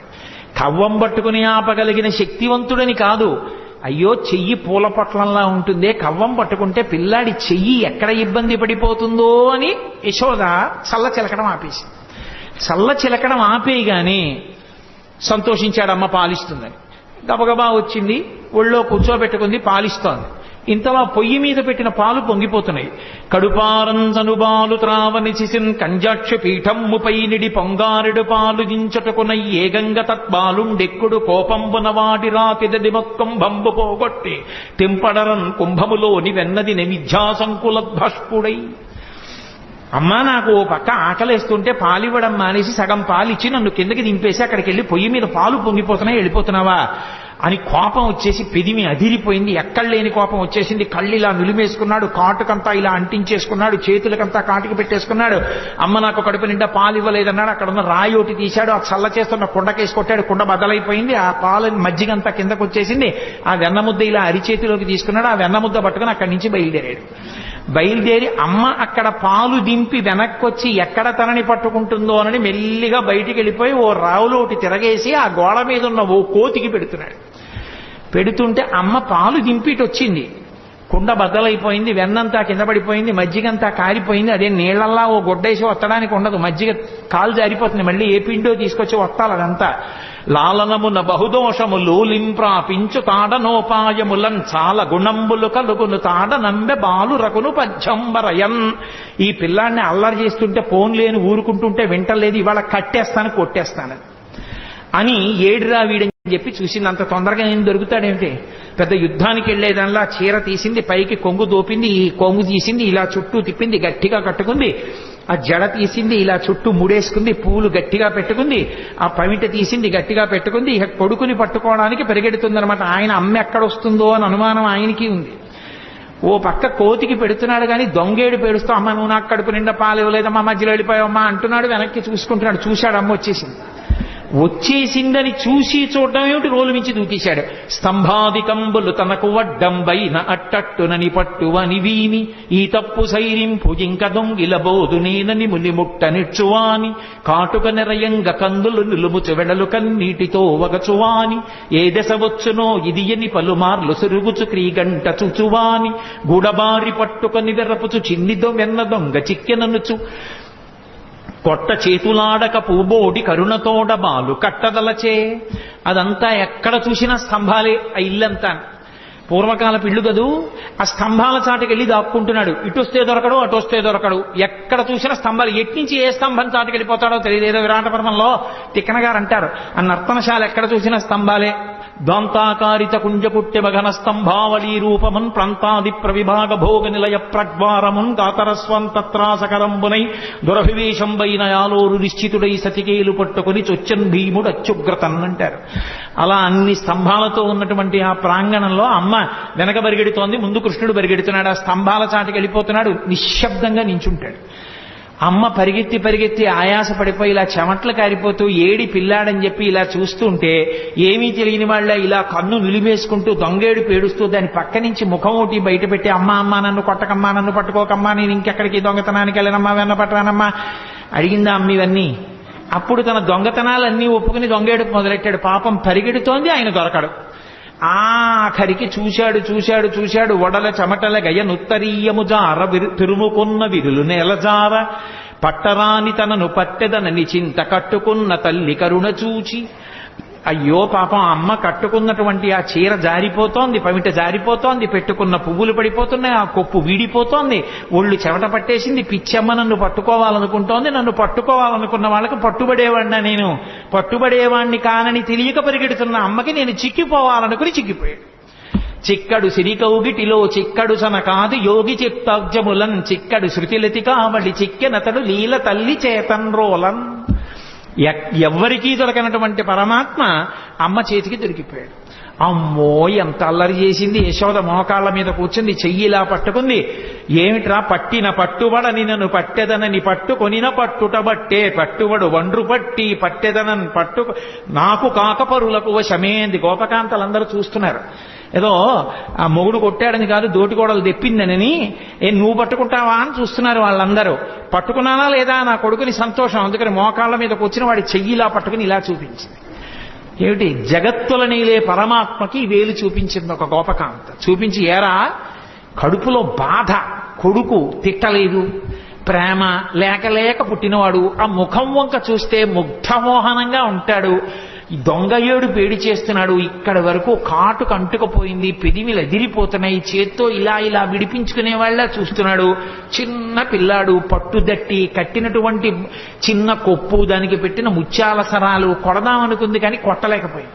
వీరెవ్వరు శ్రీకృష్ణులు కారా ఎన్నడును వెన్న తినరట చోరత్వం మించుకొను నెరయరట ధరిత్రినెట్టి నీతులు కలరే. ఏరా పాపం నువ్వు ఎప్పుడు దొంగతనం చేయవుట, ఇంత వెన్న కూడా తినవుట, పాపం నేనంతా దాచేసుకుంటున్నాను రా, నిన్ను కని నా కడుపు ఖాళీ అయిపోయింది కదూ, నేను తినేస్తున్నాను, నీకెప్పుడు పెట్టనే. అమ్మ పిల్లాడి మీద దెబ్బలాడితే ఎంత అమాయకంగా దెబ్బలాడుతుందో అలా దెబ్బలాడి నిన్ను కట్టేస్తానని వికచకమలనగిన వేరొక ఇంటిలో వెలయరోలు తిరగవేసి ఎక్కి ఆ ఇంట్లో గెడుతోంది, అక్కడ గెడుతోంది, ఆ రోజు దగ్గరికి గెడుతోంది, ఆ తాడు ముక్కలన్నీ తీసుకొస్తోంది, పొట్ట చుట్టూ తిప్పుతోంది, 2 అంగుళాలు తక్కువ వస్తోంది.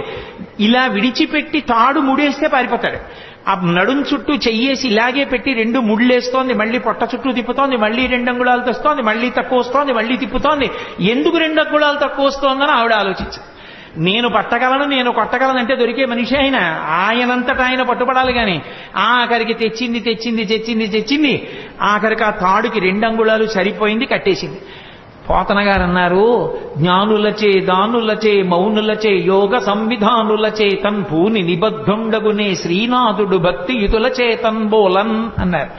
నేను కట్టెయ్యాలని తాపత్రయపడి ఒళ్ళంతా చెమట పట్టిన యశోదాదేవికి తాను దొరికిపోవాలని దొరికిపోయినటువంటి చిన్ని కృష్ణుడు తప్ప నిజంగా లోకంలో ఆయనని పట్టగలిగిన వాళ్ళు ఉన్నారా, కట్టగలిగిన వాళ్ళు ఉన్నారా? అలా కట్టేసి తీసుకెళ్లి రోటికి కట్టేసింది.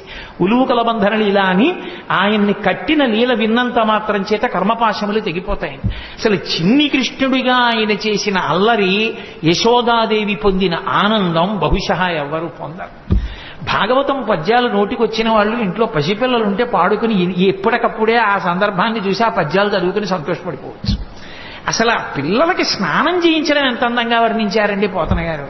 ఆ పిల్లాన్ని పడుకోబెట్టి బాలునికి నూనె తలయంటి పసుపు రాసి బోర్రు కాడించి హరి రక్ష పొమ్మటంచు జలములొక కొన్ని చుట్టి రాతల్లి దీవించి తొట్ల నుంచి పాడిరయ్యు విదలెల్లా అన్నారు.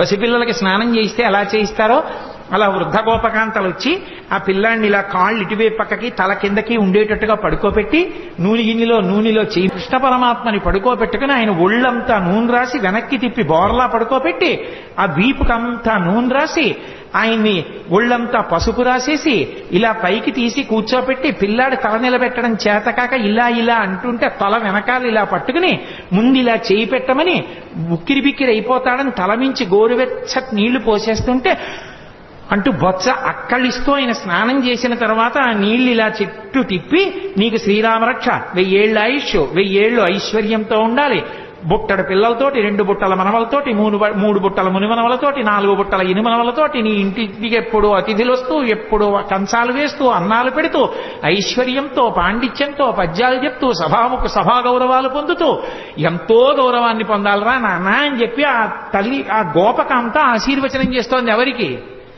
లక్ష్మీనాథుడైనటువంటి పరమాత్మకి. అందుకెళ్ళాడు నందవ్రజానికి. అమాయకుడై వెళ్ళలేదు. వాళ్ళు ఎంత స్వచ్ఛమైన హృదయాలున్న వాళ్ళు. అందుకే ఎవరైనా తనక కొడుకు పుడితే ఆనందిస్తారు. అందులో కొడుకులు లేని వాళ్ళు చాలా మంది ఉన్నారు. అదే యశోదకి కొడుకు పుట్టాడని తెలియగానే వాళ్ళు ఎంత సంతోషపడిపోయారో. ఏమినోమ ఫలమో ఇంత ప్రొద్దొక వార్త వింటిమ బలలా రవినులరా మన యశోద చిన్న మగవానిక నిన్నట చూచివత్తమమ్మ సుధతులార నలనివాడు చలనివాడు చిన్నవాడు చిక్కినాడు ఏ నోమ ఫలమో ఏ పూర్వ ఫలమో అంటూ వాళ్ళందరూ ఆ యశోద దగ్గరికి వెళ్ళి సూతికాగృహంలోకి ఆడవాళ్ళు ఎడతారు, మగవాళ్ళు వెళ్ళకూడదు. మగవాళ్ళు బయట నించున్నారు. ఆ నందుడి దగ్గరికి వెళ్ళి నందుడిని అభినందిస్తారు, కొడుకు పుట్టేట కదా అని. నందుడు రాజుగారి దగ్గరికి వెళ్ళేటప్పుడు మరి కొంచెం డాంబికంగా వెళ్ళాలి. మరి కంచుకములు తలకట్లను కాంచన భూషాంబరములు మెరయగ గోపకు లేతించిరి మంచి పదార్థములు కొనుచు మాధవు చూడన్. మాధవుడు అన్నారు. పుట్టినవాడు లక్ష్మీపతి, శ్రీయప్పతి. అందుకే ఆయన పుడితేట మిగిలిన వాళ్ళకి తెలియలేదు గాని కేళ్లురికె మసలిలేగలు మల్లడిగుని రెంకెలిడియమద వృషభంబుల్ పెళ్ళున ముదుగుల పొదుగుల చల్లించన్ పాలు బాలు సంభవ వేళన్ అన్నారు పోతన గారు. ఈయన పరమాత్మ పరిపూర్ణావతారం కృష్ణుడు మా వెనకాతలు వస్తాడు. మమ్మల్ని అందరినీ ఇలా ఒళ్ళు నిమురుతాడు. సాయంకాలం వేళ మమ్మల్ని కడతాడు. బంధనాలు విప్పే పరమాత్మ మాకు బంధనాలు వేస్తాడు. ఆయనే మమ్మల్ని తడుగుతాడు, ఆయనే మాకు గడ్డి పెడతాడు, ఆయనే పాలు పితుకుతాడు. మా అదృష్టం అన్నయిట. లీలాశుకుడు పొంగిపోయాడు. గోధూళిధూ సరిత కోమల గోపవేషం గోపాల బాలక శతైరనుగమ్యమానం సాయంతనే ప్రతిగృహం పశుబంధనార్థం గచ్చంతమచ్యుత శిశుం ప్రణతోస్మి నిత్యం అన్నాడు. ప్రతిరోజు సాయంకాలం అయ్యేటప్పటికి ఆ ఆవుల్ని దూడల్ని కొన్ని వేల దూడల్ని తరువుకొస్తూ వాటన్నిటికీ పేర్లు పెట్టేవాడు. సే లక్ష్మి, అంబ, కళ్యాణి, సరస్వతి, పార్వతి, మీ అందరిగో వీళ్ళ ఇంట్లోకి వెళ్ళిపోండి అనేవాడు. ఆవులన్నీ వీళ్ళ ఇంట్లోకి వెళ్ళిపోయి ఆ గోపకాంతలందరికీ చిన్ని కృష్ణుడిని చూస్తే సంతోషం. కృష్ణ ఈ పార్వతి అస్సలు మాట వింటలేదు, కొంచెం కట్టేసి వెళ్ళిపోదు అనేవాడు. అంటే ఆ ఆవు పలు పట్టుకుని ఇలా గట్టిగా లాగుతుంటే డొక్కలు అక్కలించిపోయి ఉరప్పంజరం బయటికి వస్తే ఆ ఆవు నిగడదని నించుని ఆఖరికి ముందుకి గబుక్కును వదిలేస్తే కింద పడిపోయిన కృష్ణుడు మళ్ళీ లేచి ఆ పలుపు పట్టుకుని వెళ్ళి కట్టేస్తుంటే ఆ గోపకాంతలు నవ్వేవార్త. అందరి బంధనాలు విప్పేసే కృష్ణ, నువ్వు సాయంకాలం గోధూళి మీద పడి ఉండగా వెళ్ళి ఆ ఆవుల్ని కడుతున్నటువంటి దృశ్యం నా మనసులో నిలబడిపోయింది, ప్రతిరోజు నమస్కరిస్తానన్నాడు లీలార్చకుడు. అందుకే గోధూళి ధూసరిత కోమల గోపవేషం గోపాల బాలక శతైరనుగమ్యమానం సాయంతనే ప్రతిగృహం పశుబంధనార్థం గచ్చంతమచ్యుత శిశుం ప్రణతోస్మి నిత్యం. ప్రతిరోజు నమస్కరిస్తాను ఆ కృష్ణస్వరూపానికి అన్నాడు. ఆవులు దూడలు ఎంత పొంగిపోయాయో, కృష్ణుడు పుట్టాడని షేరు పాలిచ్చే ఆవులు 2 షేర్ల పాలిచ్చేసాయి. ఈ అభీర కుమారుడు వీరుండై వీరవైరి జేతయునై శ్రీయుతుడై దీర్ఘాయుష్మంతుండగునని పాయక దీవించినప్పుడు బ్రాహ్మణ జనముల్ దుందుబులు మెరసె గాయక సందోహము పాడే సూత సముదాయముతో వందిజనులు కీర్తించిరి కందుగ వీతించ భద్రకాహళ రవముల్ అంటారు పోతన గారు. ఆ నందుడు ఎంత సంతోషపడిపోయాడో, ఎన్ని గోవులు దానం చేసేశాడో. ఆఖరికి వసుదేవుడు కూడా కారాగారంలో ఉండగా పరమాత్మ నా కడుపున పిల్లవాడుగా పుట్టాడని స్నానము చేయక రామిని ఆనంద రసాబ్ధిమగ్నుండై ధేనువులను 10,000 విప్రులకును మానసికముగా ధారవోసే మరి ఇచ్చుటకున్నన్నారు. 10,000 గోవుల్ని మానసికంగా ధారపోసేసేట. శ్రీ మహావిష్ణువు నా కొడుకుగా పుట్టాడు అని వసుదేవుడిచ్చాడు. ఓ భద్రకాహళములు మోగై, దుందువులు మెరసై, సూత సముదాయముతో వందిజనులు కీర్తించారు. ఎంత సంతోషపడిపోయారో. అసలు కృష్ణలీలలో అద్భుతం ఏంటంటే, పుట్టిన పిల్లాడికి నీళ్లు పోసి వాళ్ళు తీసుకెళ్లి 11వ రోజున ఉయ్యాల్లో వేశారు. ఉయ్యాల్లో వేసి పడుకోబెడదామని ఉయ్యాలా ఊపుతున్నారు. ఏదో ఎవరికి వచ్చిన పాట వాళ్ళు పాడుతున్నారు. అందరూ ఎంఎస్ సుబ్బలక్ష్మి గారు, లతా మంగేష్కర్ అక్కర్లేదు పిల్లల్ని పడుకోబెట్టడానికి. తల్లి ఎవరు ఏదో పాట పాడుతుంది. ఎంతమంది గోపకాంతలు వచ్చి పాట పాడిన నిద్రపోడే. అందున ఉయ్యాలా ఊపి పడుకోబెట్టేటప్పుడు పిల్లాడు పడుకోవట్లేదంటే పిల్లాడు కనపడుతూ ఉండగా కాకుండా ఇలా ఉయ్యాలా దగ్గరికి చేసి పట్టుకుని ఇలా ఇలా ఇలా ఇలా ఇలా అని పాట పాడి పడుకుని ఉంటాడనుకుని పాపం ఎంతో ఇదిగా ఇలా విప్పి చూస్తే గుడ్లు 2 ఇలా పెట్టుకుని చూస్తున్నాడు. ఏమిటమ్మా పిల్లాడు ఎంతకీ పడుకోడు, ఇదేం పిల్లాడే అని చెప్పి ఆ భుజం మీద వేసుకుని పాట పాడి ఎంతో తిప్పి తిప్పి తిప్పి తిప్పి ఇలా చూడటం కుదరదు కదూ. పడుకున్నాడా అంటే ఏం పడుకున్నాడు, గుడ్లేసుకు చూస్తున్నాడు. ఏం చేసినా పడుకోడు. ఇదెక్కడ పిల్లాడని ఆఖరికి యశోదాదేవి వచ్చి తల్లికి ఆఖరికి పెద్ద బ్రహ్మాస్త్రం ఏంటంటే బోర్లా పడుకోబెట్టేసి వీపు మీద ఇలా ఇలా ఇలా ఇలా కొట్టేస్తుంది. ఆ తొడ ఊపుతాను కొడుతోంది. ఎంతకీ పడుకోడు, వీపు చిట్లిపోతోంది. ఇదేమిటి ఆది కూర్మంగా ఉన్నప్పుడు మందర పర్వతం తిరిగినా బాధపడలేదు కానీ ఈ కృష్ణావతారంలో ఇలా కొట్టేస్తున్నారు, నన్ను ఎందుకు ఇలా ఊపేస్తున్నారు అనుకున్నట్ట. లోకములు నిదురపోవగత నిదురుంపని శుభగుడు రమణులు జోకొట్టిపాడ నిదురం గైకొను క్రియ నూరకుండె కనుజరవకయున్నన్నారు పోతన గారు. ఓహో, ఈ దిక్కుమాలిన ప్రపంచానికి అలవాటు ఉంది, నిద్రపోతుంటారు వీళ్ళు కళ్ళు మూసుకొని. నాకు నిద్రపోవడం అలవాట్లేదు. నేను నిద్రపోతే లోకాలు నిర్వహించేవాడెవరు? నేను పడుకోమని జోకొట్టేస్తున్నారు, నేను కళ్ళు మూసుకోపోతే వీళ్ళు ఇలాగే కొడతారని నిద్రపోయిన వాళ్ళ కళ్ళు మూసుకున్నాడు. అప్పుడు వాళ్ళు సంతోషపడిపోయి జోజో కమలదలే క్షణ జోజో మృగరాజ మధ్య జోజో కృష్ణ జోజో పల్లవకర పద జోజో పూర్ణేందువదన జోజో యనచున్. సామాన్య గృహాల్లో జోజో జోజో అంటూ ఏ పాటలు పాడతారో పోతన గారి పద్యాలకి కూడా జోజో అని అలాగే పడిపోయింది. మహానుభావుడు ఎంత దర్శనం చేశాడో. ఆ యశోద ఎన్ని ఆటలాడాడు నిజంగా యశోదతో. ఎక్కడికో వెళ్ళేవాడు చాటున కూర్చుని ఎవ్వరూ చూడకుండా మట్టి తినేస్తుండేవాడు. బలరాముడు వచ్చి అమ్మ అమ్మ మట్టి తినేస్తున్నాడమ్మా అనేవారు. అమ్మ వెళ్ళి ఆ నోరంతా శుభ్రంగా నోట్లో వేలు పెట్టి కడిగేస్తుంది. అమ్మ ఇలా ఇలా ఇలా పళ్ళ మధ్యలో పెట్టి కంఠం పట్టుకుని ఉంచి ఉమ్ము అని చెప్పి కడిగించి నాలికి ఇలా ఇలాను అనే దవడల్లో ఉన్న మట్టి అంతా తీసేసి వేలు పెట్టి ఇంకెప్పుడు ఇలా అనేది కానీ కొట్టలేకపోయేది. ఎందుకని? సర్వ జగత్తులను నిర్వహించే పరమాత్మ ముఖంలో ఆ సంతోషం, ఆ నవ్వు చూసేటప్పటికి ఆవిడ ఏమీ చేయలేకపోయేది. ఆఖరికి ఓ రోజున మళ్ళీ దొంగతనంగా మట్టి తినేస్తున్నాడు. ఆయన భార్యేగా భూకాంత మట్టి తింటున్నాడు. చూశాడు బలరాముడు. అమ్మ అమ్మ మళ్ళీ మట్టి తినేస్తున్నాడమ్మా అన్నయ్య అన్నాడు. ఆ తమ్ముడు మట్టి తినేస్తున్నాడమ్మా.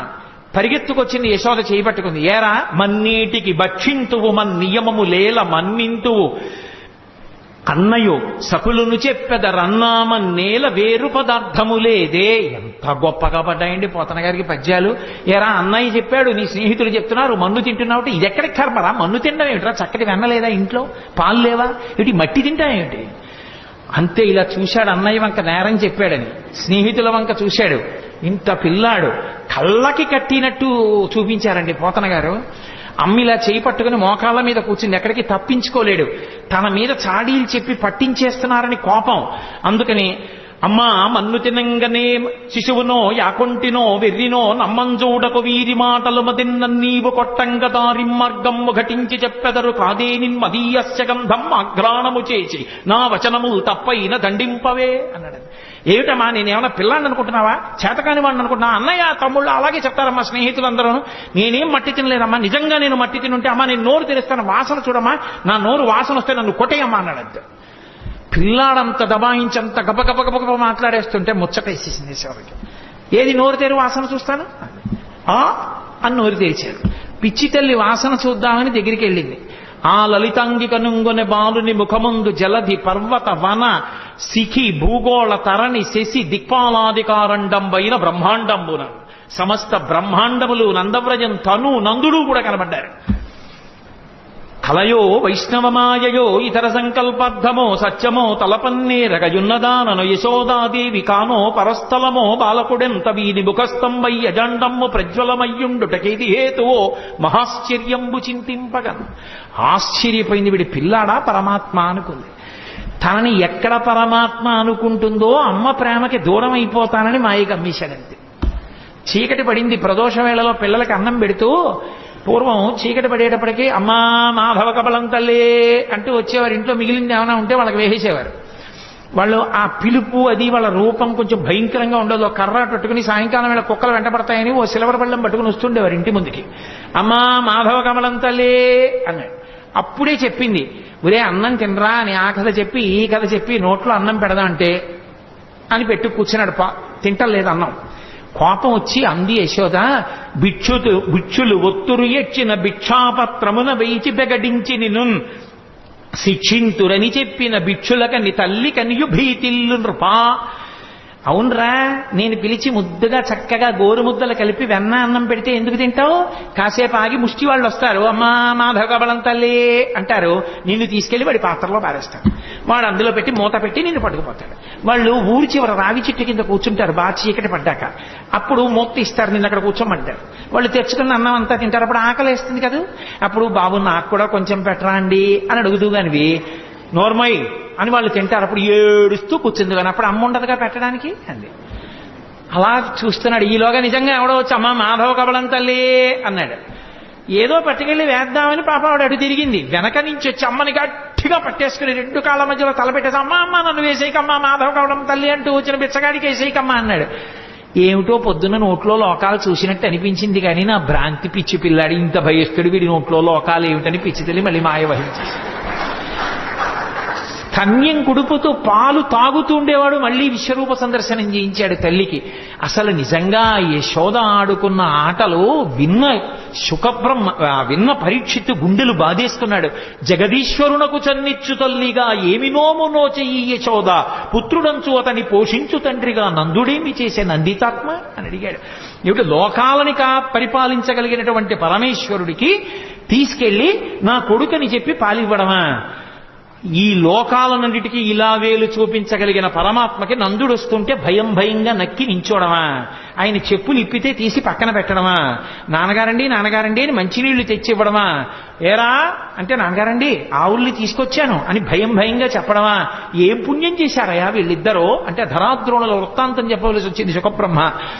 మహానుభావుడు కృష్ణ భగవానుడి లీలలు ఎన్ని లీలలండి, కళ్ళకి కట్టినట్టు వర్ణించారు. నేను ఇన్ని లీలలు ఎందుకు తలకొట్టుకు చెప్తున్నానంటే కృష్ణావతారంలో కృష్ణలీలలు వింటే మనసు మీద దాని ప్రభావం ఉంటుంది అని ఓ వాక్యం చెప్తే దాని అర్థం ఏమిటో బాగా ఆవిష్కరించిన వాడిని కాకుండా పోతానని. అవి వింటున్నప్పుడు మన మనసులో కృష్ణ పరమాత్మ యొక్క ముద్ర ఎలా పడుతుంది, ఆ లీలల వలన మనకి ఎంత ప్రయోజనాన్ని చేకూర్చాలని చేశాడన్న దానికోసం నేను ఈ లీలల్ని ఆవిష్కరించడం జరిగింది.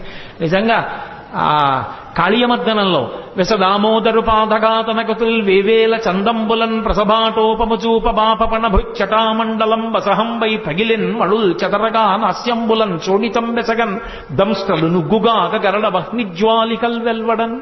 ఆ తోక పట్టుకుని ఆ పడగల మీదకెక్కి ఒక్కొక్క పడగ కిందకి దిగేట్టుగా బుద్ధి పైకి లేస్తుంటే మళ్ళీ ఎక్కి తొక్కుతుండేవాడు.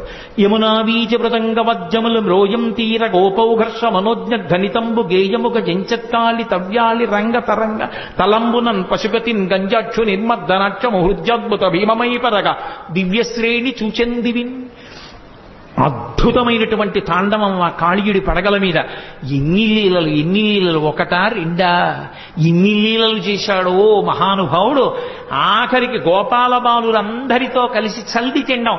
మనం ఏదో ఆ కార్తీక మాసం వచ్చేటప్పటికి వనభోజనం అంటాం. అసలు నిజంగా వనభోజనానికి ఆద్యుడెవరు అంటే కృష్ణ పరమాత్మే. గోపాల బాలురందరితో కలిసి ఆ చల్ది బంతులు తినడం కోసమని బయలుదేరాడు. ఏదో ఇంట్లో ఉన్నటువంటి సద్యన్నం ఆవకాయ ముద్దలు పట్టుకుని బయలుదేరారు వాళ్ళందరూ.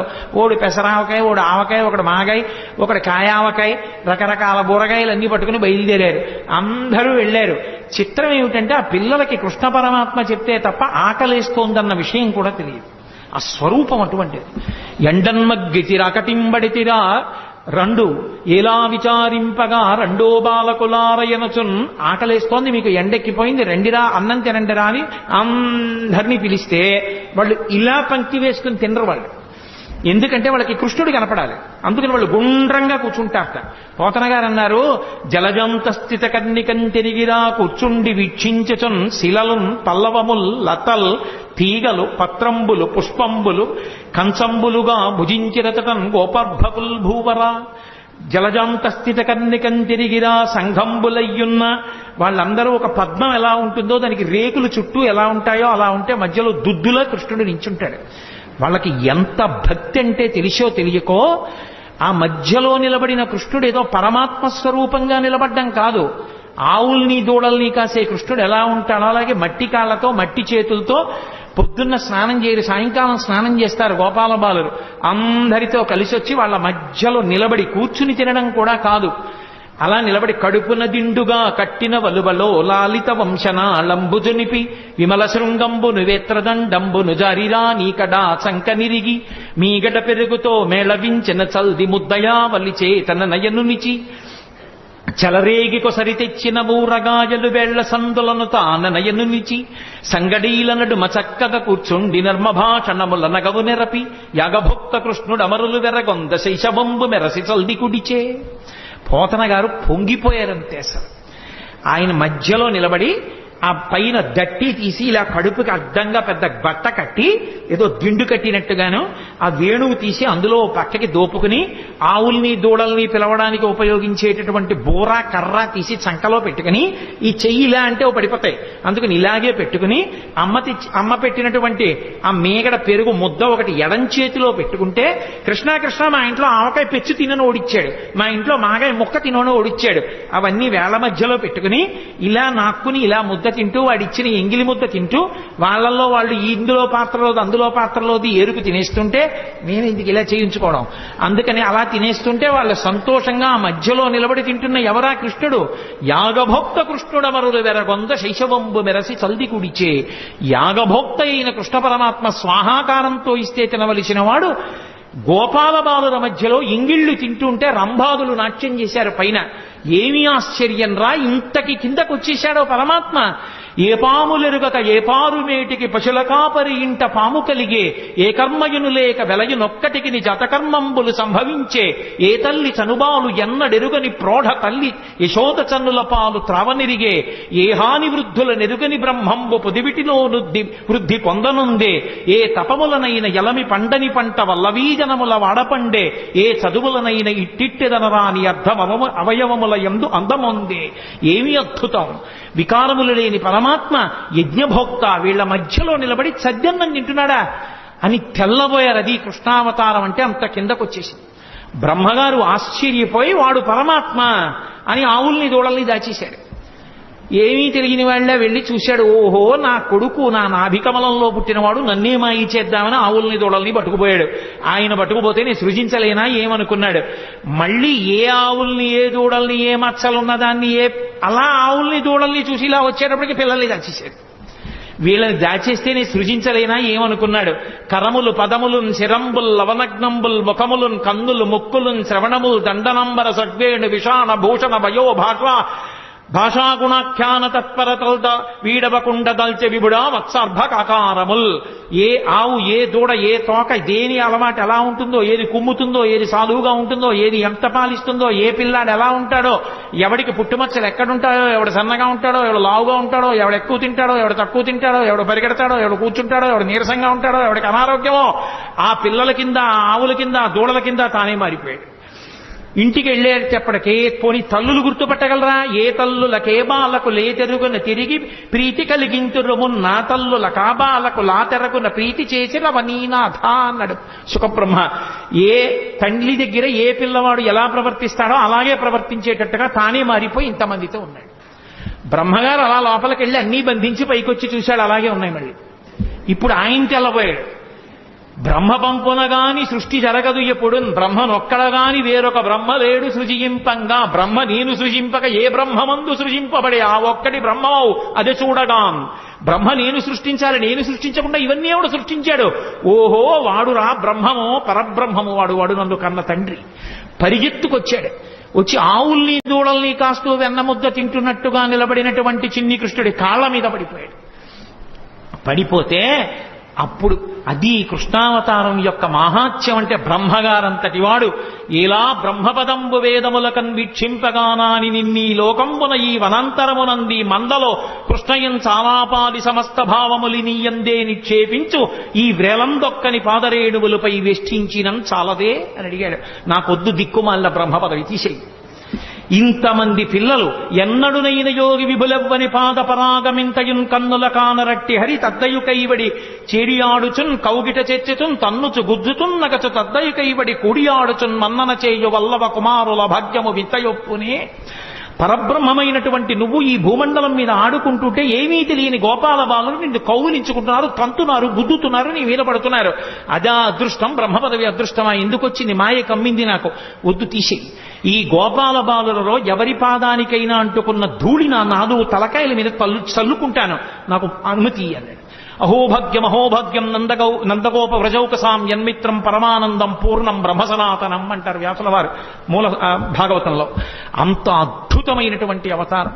అటువంటి పరమాత్మ పెద్దవాడైన తర్వాత ఎంత రక్షణ చేశాడో పాండవులను. అసలు నిజంగా కృష్ణ పరమాత్మయే లేకపోతే పాండవులు లేనే లేరు.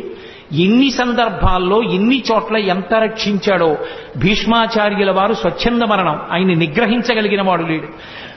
దేవతలందరూ వచ్చి ఒక పక్క నిలబడినా సరే ఆయన్ని నిర్జించలేరు.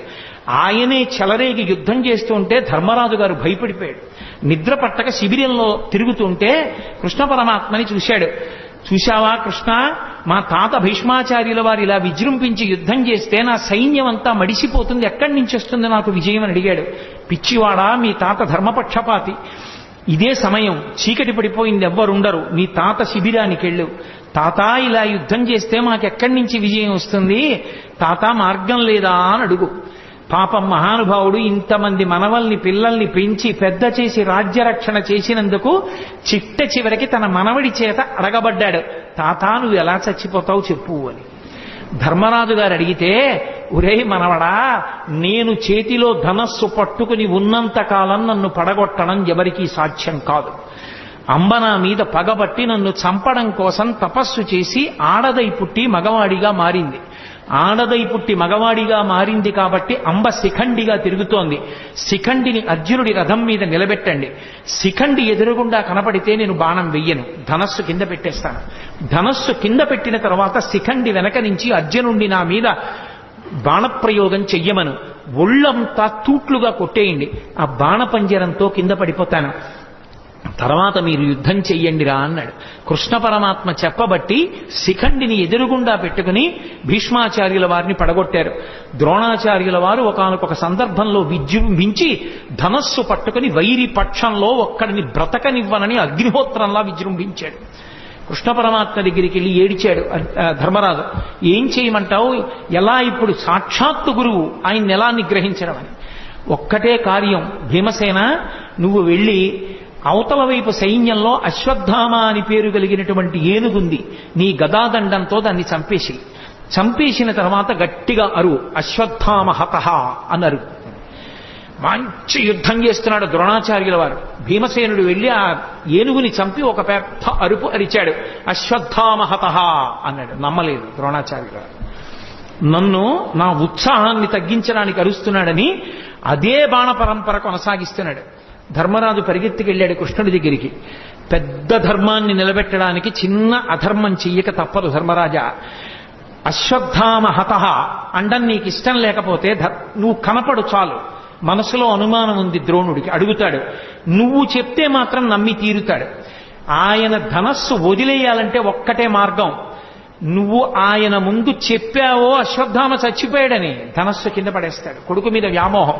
అందుకని అశ్వత్థామహతః అను అంటే గురువు ఎదురుగుండా నిలబడిన వాడు అంత మాట అనడమా నేను అననన్నాడు. ప్రాణమే పోయినా నేనన్నా. అనక తప్పదు. పెద్ద సత్యాన్ని పెద్ద ధర్మాన్ని ఆవిష్కరించడానికి చిన్న అధర్మం చెయ్యాలి. పోనీ అబద్ధం చెప్పద్దు. అశ్వత్థామహతః అని గట్టిగా అని కుంజరహ అని మెల్లిగాను అన్నాడు. కుంజరహ అంటే ఏనుగు. ధర్మరాజు గారు వెళ్ళగానే చూశాడు ద్రోణాచార్యుల వారు అబద్ధం ఆడ్డం అని. ధర్మరాజా అశ్వత్థామ ఏమయ్యాడన్నాడు. అశ్వత్థామహతః కుంజరహ అన్నాడు. ధర్మరాజు గారి నోటి వెంట ఆ మాట విన్నాడంతే వదిలిపెట్టేశాడు. వదిలిపెట్టేయడం ఏమిటి, బాణాలు కొట్టేశాడు అర్జునుడు. దృష్టజ్యుమ్నుడు ఒక్క దూకు దూకి ద్రోణాచార్యుల వారి శిరస్సు కోసేశాడు. ద్రోణాచార్యుల వారు చనిపోయారు. ద్రోణాచార్యుల వారే పడిపోకపోతే యుద్ధంలో గెలిపెక్కడిది? ఇవన్నీ ఒకెత్తు. సైంధవుడు యుద్ధానికి వచ్చినప్పుడు పరమశివుడి గురించి తపస్సు చేశాడు. పరమశివుడి గురించి తపస్సు చేసి పంచపాండవుల్ని గెలిచే వరం ఇమ్మన్నాడు. పంచపాండవుల్ని గెలవడం నీ తరం కాదు, పాశుపతాస్త్రం నేనే ఇచ్చే అర్జునుడికి. అర్జునుడిని తక్క మిగిలిన నలుగురిని ఒకరోజు మాత్రం యుద్ధంలో గెలుస్తా ఉన్నాడు. అర్జునుడు దూరంగా ఉండడం చూసి అభిమన్య కుమారుడు పద్మవ్యూహంలోకి వెళ్తే సైంధవుడు నలుగురిని, ధర్మరాజు, భీముడు, నకులుడు, సహదేవుడిని నలుగురిని లోపలికి వెళ్లకుండా చూసి అభిమన్యుడు చచ్చిపోవడానికి కారణమయ్యాడు. అందుకని సైంధవుడిలో అడ్డుపడ్డాడంటారు.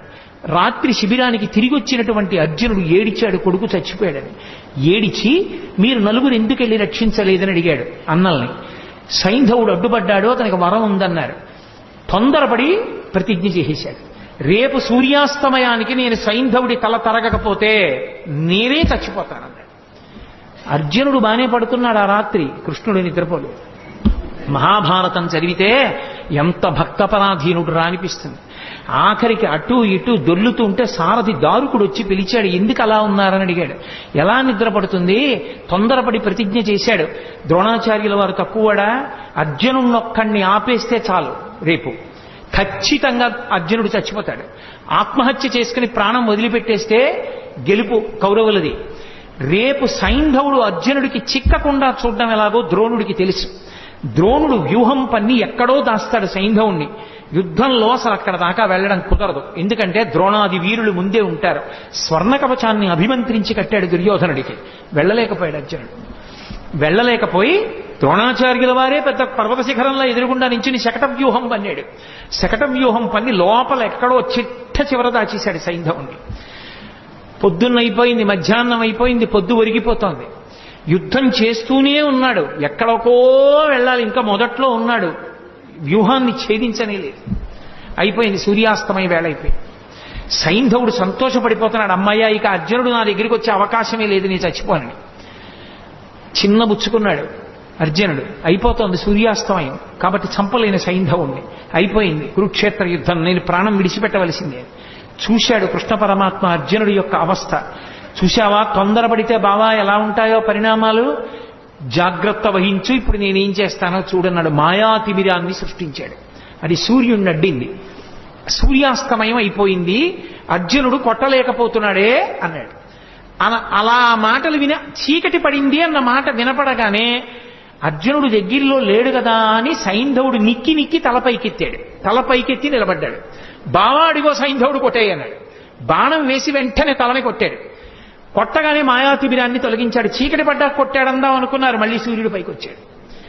అమ్మా, మనం పొరపాటు పడ్డాను రా, సూర్యాస్తమయం అవ్వలేదనుకుంటున్నారు. సైంధవుడి తల బావా కింద పడిందో నీ తల నూరు ఒక్కలైపోతుంది. ఎందుకంటే సైంధవుడికి తండ్రి ఉన్నాడు, వృద్ధక్షత్రుడు ఆయన పేరు. ఆ వృద్ధక్షత్రుడికి తపస్సు చేస్తే పుట్టాడు జయద్రథుడు అన్న పేరుతో సైంధవుడు. ఆయన పుట్టినప్పుడు అశరీరవాణి పలికింది. ఇతని యామరపాటులో ఉన్నప్పుడు ఒక సుక్షత్రియుడి ఇతని తల కొట్టేస్తాడంది.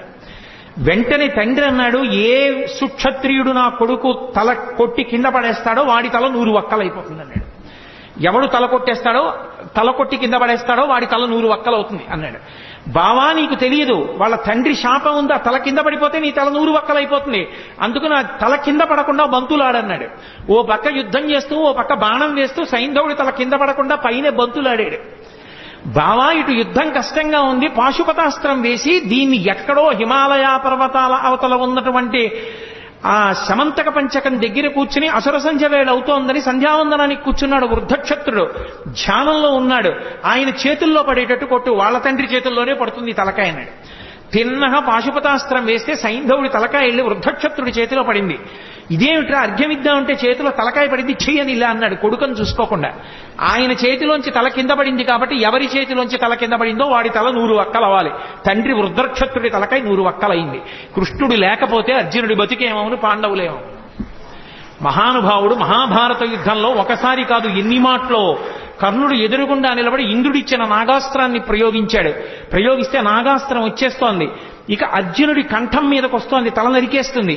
వెంటనే తన బొటనవేలు పెట్టి రథాన్ని నొక్కాడు. 5 అంగుళాలు కిందికి దిగిపోయింది. రథం భూమిలోకి దిగిపోతే ఆ వచ్చినటువంటి నాగాస్త్రం అర్జునుడి కిరీటాన్ని కొట్టింది. ఆ కిరీటం కింద పడిపోయింది. అర్జునుడు దక్కాడు. భగదత్తుడు యుద్ధం చేస్తూ వైష్ణవాస్త్రం ప్రయోగించాడు. ఆ వైష్ణవాస్త్రం తిన్నగా వచ్చి అర్జునుడికి కొట్టేస్తుంది, దానికి ఇంకెదురులేదు. అది వచ్చేస్తోంది. కృష్ణ పరమాత్మ అర్జునుడికి ఎదురు నిలబడ్డాడు. నిలబడితే అది వైజయంతిమాలగా పడిపోయింది. అర్జునుడు నింద చేశాడు కృష్ణుణ్ణి. ఏమి కృష్ణ, నీ చేతకాని వాడినా అస్తమానం నువ్వెందుకు అడ్డుకుంటావు, నేను యుద్ధం చేయలేనా, ఏమనుకుంటారు అందరూ నన్ను అడిగాడు. బావా నీకు తెలియదు, ఒకానొకప్పుడు నేను శ్రీ మహావిష్ణువుగా ఉన్నప్పుడు ఈ భూమినంతటినీ పైకి ఉద్ధరించాను కోర మీద. అప్పుడు భూదేవి నా సంపర్కాన్ని అపేక్షించింది. మా ఇద్దరికీ పుట్టిన కొడుకు నరకాసురుడు. ఆ నరకాసురుడు మళ్ళీ తల్లి చేతిలోనే చనిపోవాలి. అందుకే సత్యభామ అన్న పేరుతో భూదేవి వచ్చినప్పుడు ఆవిడ చేతిలో నిహతుడయ్యాడు. నరకాసురుడి కొడుకు భగదత్తుడు. నాకు సంబంధించిన వైష్ణవాస్త్రం అతని చేతిలో ఉంది. ఆ వైష్ణవాస్త్రాన్ని ఎవరూ అడ్డలేరు, నీ సాధ్యం కాదు. అందుకే దానికి నేనే అడ్డెళ్ళి నాలోకే వైజయంతిమాలగా వేసుకున్నాను. ఇప్పుడు సంహరించు భగదత్తుణ్ణి అన్నాడు. మహానుభావుడు అలా సంహరించాడు. అలా భగదత్తుణ్ణి పడగొట్టాడు. వేరొకసారి నారాయణాస్త్ర ప్రయోగం చేశారు. అందరూ గబగబా నారాయణాస్త్రం ఏం చెయ్యాలన్నారు. నారాయణాస్త్రం నుంచి తప్పుకోవడానికి ఒక్కటే మార్గం, ఎవరి చేతిలో ఉన్న ఆయుధాలు వాళ్ళు కింద పడేసి రథాల మించి దూకేయండి కిందకి. అలా దూకేస్తే నారాయణాస్త్రం ప్రసన్నమవుతుంది. ఎవరు ఎదురు తిరగలేరు కాబట్టి వెళ్ళిపోతుంది, ఎవరిని చెనకదు. ఎవ్వరూ చేతిలో ఆయుధం పట్టుకోకండి అర్జునుడి కిందకి దోహించాడు, తను దూకేశాడు. అందరూ పాండవులు సైన్యం కిందకి దిగిపోయి ఆయుధాలు వదిలేసి నించున్నారు. ఇంతమంది కిందకి దిగిపోయి నించునుంటే భీమసేనుడు ఒక్కడు మాత్రం గర్వంతో నారాయణాస్త్రమైనా సరే నేను నా గద వినిపించిపెట్టని గద పట్టుకుని తిరుగుతున్నాడు. వచ్చేసింది నారాయణాస్త్రం. ఎక్కడ చంపేస్తుందో అని అర్జునుణ్ణి తీసుకుని పరుగున వెళ్ళి ఆ రథం మీదకి ఎక్కి ఆ భీముణ్ణి రథంలోంచి కిందకి తోసేశాడు. ఆ గద లాగేసుకుని కింద పడిపోయి ఆ ఆయుధం లేకుండా నించున్నాడు భీముడు. దాటి వెళ్ళిపోయింది నారాయణాస్త్రం. ఎన్ని మాటలు రక్షించాడు.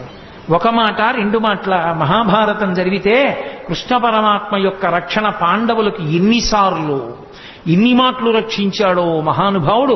ఎంతమంది రాక్షసుల్ని కురుక్షేత్రం వరకు రాకుండానే నిగ్రహించాడు జరాసంధాదులను. లేకపోతే ఎంత ప్రమాదం జరిగి ఉండేదో. ఆఖరికి ఒకానొక సమయంలో అయితే అర్జునుడు దూరంగా ఉండడం చూసి కర్ణుడు చాలా భయంకరమైనటువంటి యుద్ధం చేశాడు ధర్మరాజు గారితో. ధర్మరాజు గారు ఆ యుద్ధంలో తట్టుకోలేకపోయాడు. తట్టుకోలేక కర్ణుడి చేతిలో విశేషంగా దెబ్బలు తిని ఇంటికి వచ్చాడు. అర్జునుడు తిరిగి వచ్చాడు. మా అన్నగారు ఇవాళ యుద్ధంలో ఇన్ని దెబ్బలు తిన్నారట అని బాధపడి ధర్మరాజును చూడ్డానికి వెళ్ళాడు. ధర్మరాజుకి ఎక్కడలేని ఆగ్రహం వచ్చి, నువ్వు కర్ణుణ్ణి నిర్జించలేదు, నేను ఇంత బాధపడ్డాను, నీకు చేత కాకపోతే ఆ గాంధీవం ఎవరికన్నా ఇవ్వకూడదా అన్నాడు. వెంటనే అర్జునుడు కృష్ణుడి వంక తిరిగి అన్నాడు, గాంధీవం నీకు చేత కానప్పుడు ఎవరికైనా ఇవ్వకూడదా అని నన్ను ఎవరైనా అంటే వాళ్ళని చంపేస్తానని ప్రతిజ్ఞ చేశాను. ప్రతిజ్ఞాభంగం చేయకూడదు. కాబట్టి బావా నేను ఇప్పుడు ధర్మరాజు గారిని చంపేయాలి, అన్నయ్యని ఎలా అని అడిగాడు. అడిగితే అయ్యో ఇప్పుడు ధర్మరాజు గారిని చంపేస్తే యుద్ధం ఎలాగయా, ఈ ప్రతిజ్ఞలు బాగున్నాయి, గాంధీవం ఎవరికన్నా ఇచ్చేయి అన్నవాడిని చంపేస్తానని ప్రతిజ్ఞ చేశావా? ధర్మరాజు అన్నాడా? అందుకని అన్నయ్యని చంపేస్తావా? ఇదెక్కడి ప్రతిజ్ఞ? చంపేయడంతో సమానం ఏమిటంటే ఏకవచన ప్రయోగం చేయడమే.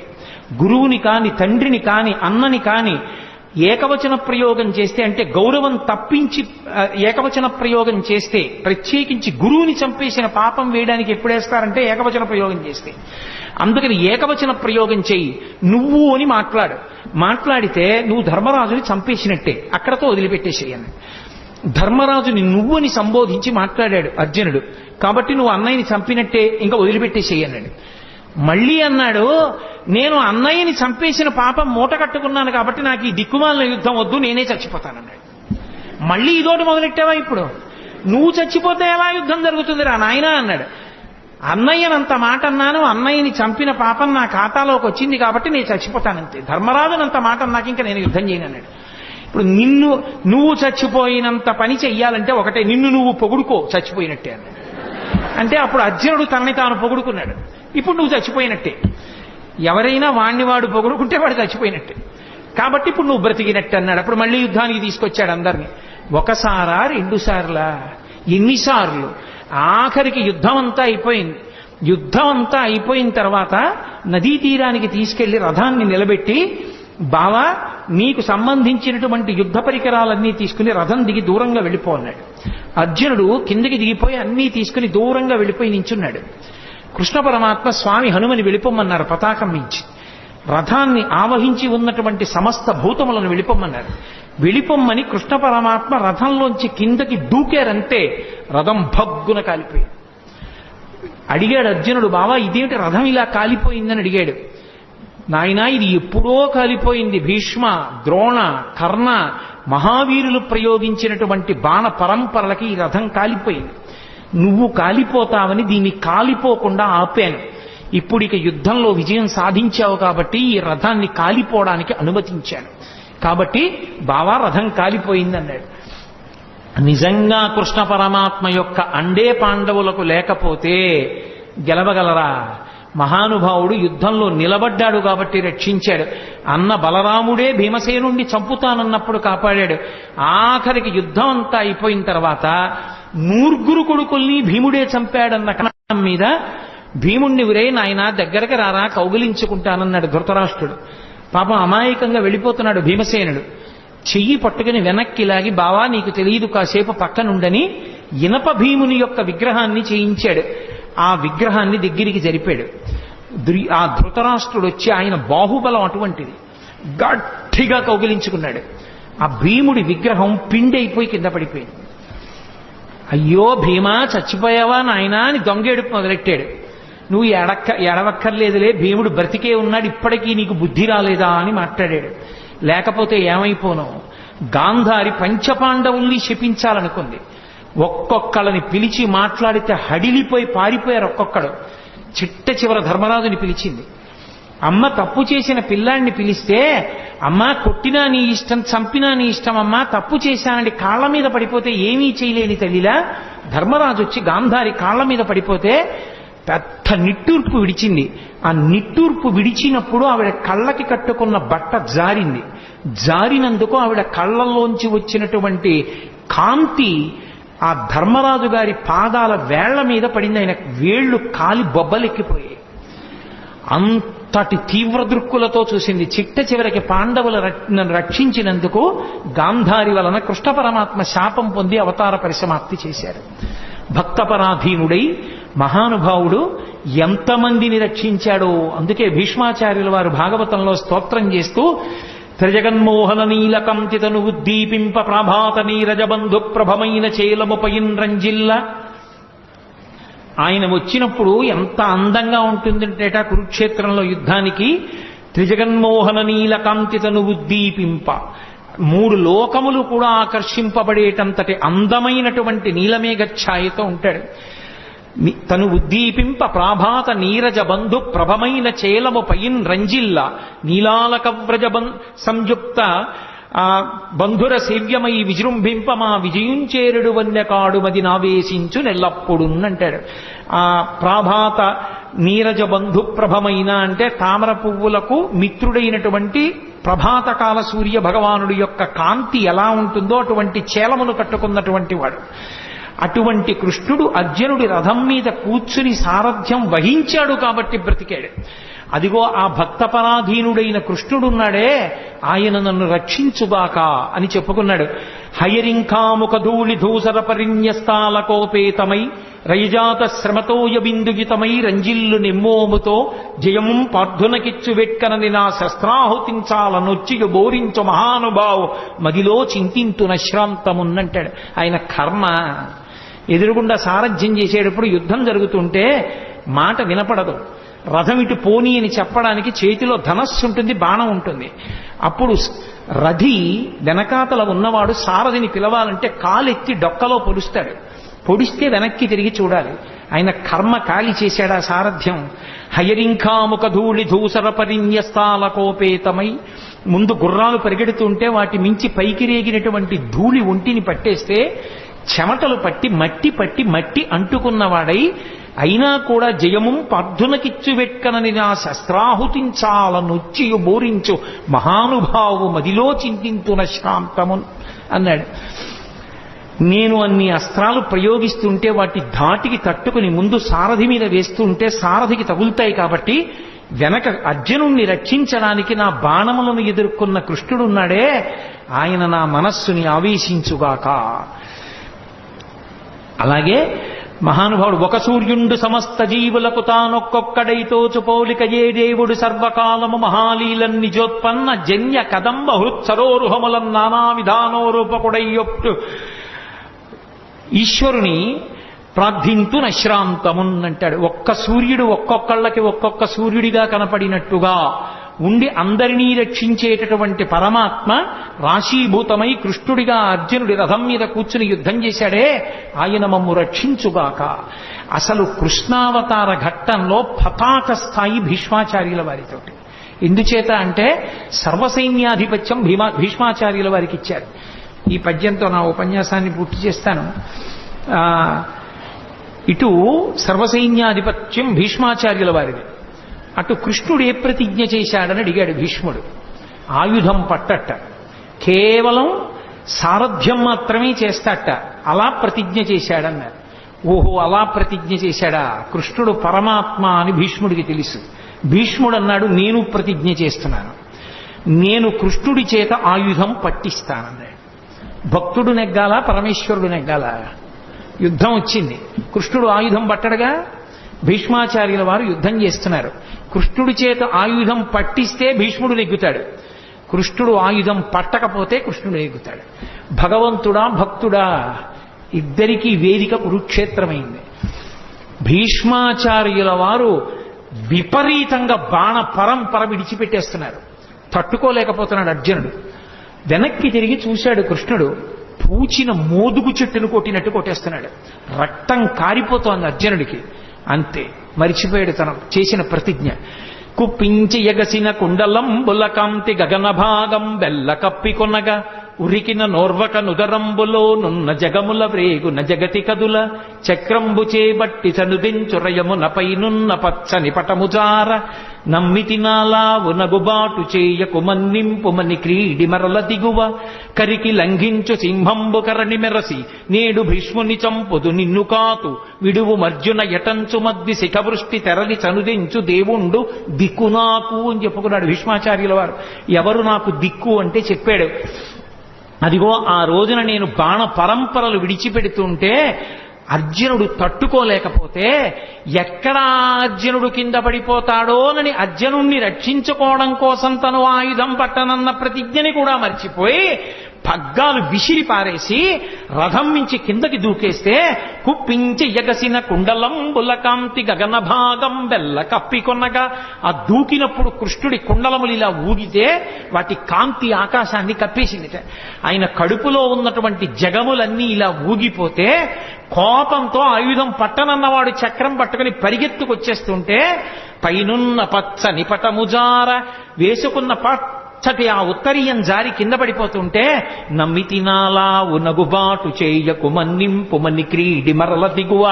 బావా బావా అర్జునుడు చేతకానివాడు కాకపోతే కృష్ణుడు ఆయుధం పట్టుకున్నాడని లోకం చెప్పుకుంటుంది. బావా వదిలేయి వదిలేయి వదిలేయి అని అర్జునుడు వెంట పడుతుంటే నేను సారథ్యం చేస్తుండగా నా వెనక నువ్వు ఉండగా నాకు పరమభక్తుడవైన నిన్ను నా ఎదురుకుండా ఇన్ని బాణాలు పెట్టి కొట్టేస్తాడా?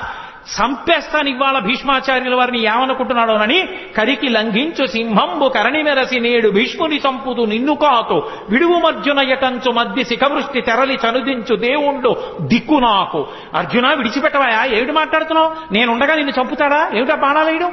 చంపేస్తాను ఇవాళ భీష్ముడిని తన ప్రతిజ్ఞ కూడా మరిచిపోయి చక్రం పట్టుకుని పరిగెత్తుకుంటూ వచ్చి నన్ను చంపేద్దామని వచ్చేసినటువంటి భక్తపరాధీనుడైన కృష్ణ భగవానుడు ఉన్నాడే, ఆయన నాకు దిక్కని చెప్పుకున్నాడు భీష్మాచార్యుల వారు. అంతటి మహానుభావుడు. కృష్ణావతారం అంటే ప్రాతస్మరణీయం.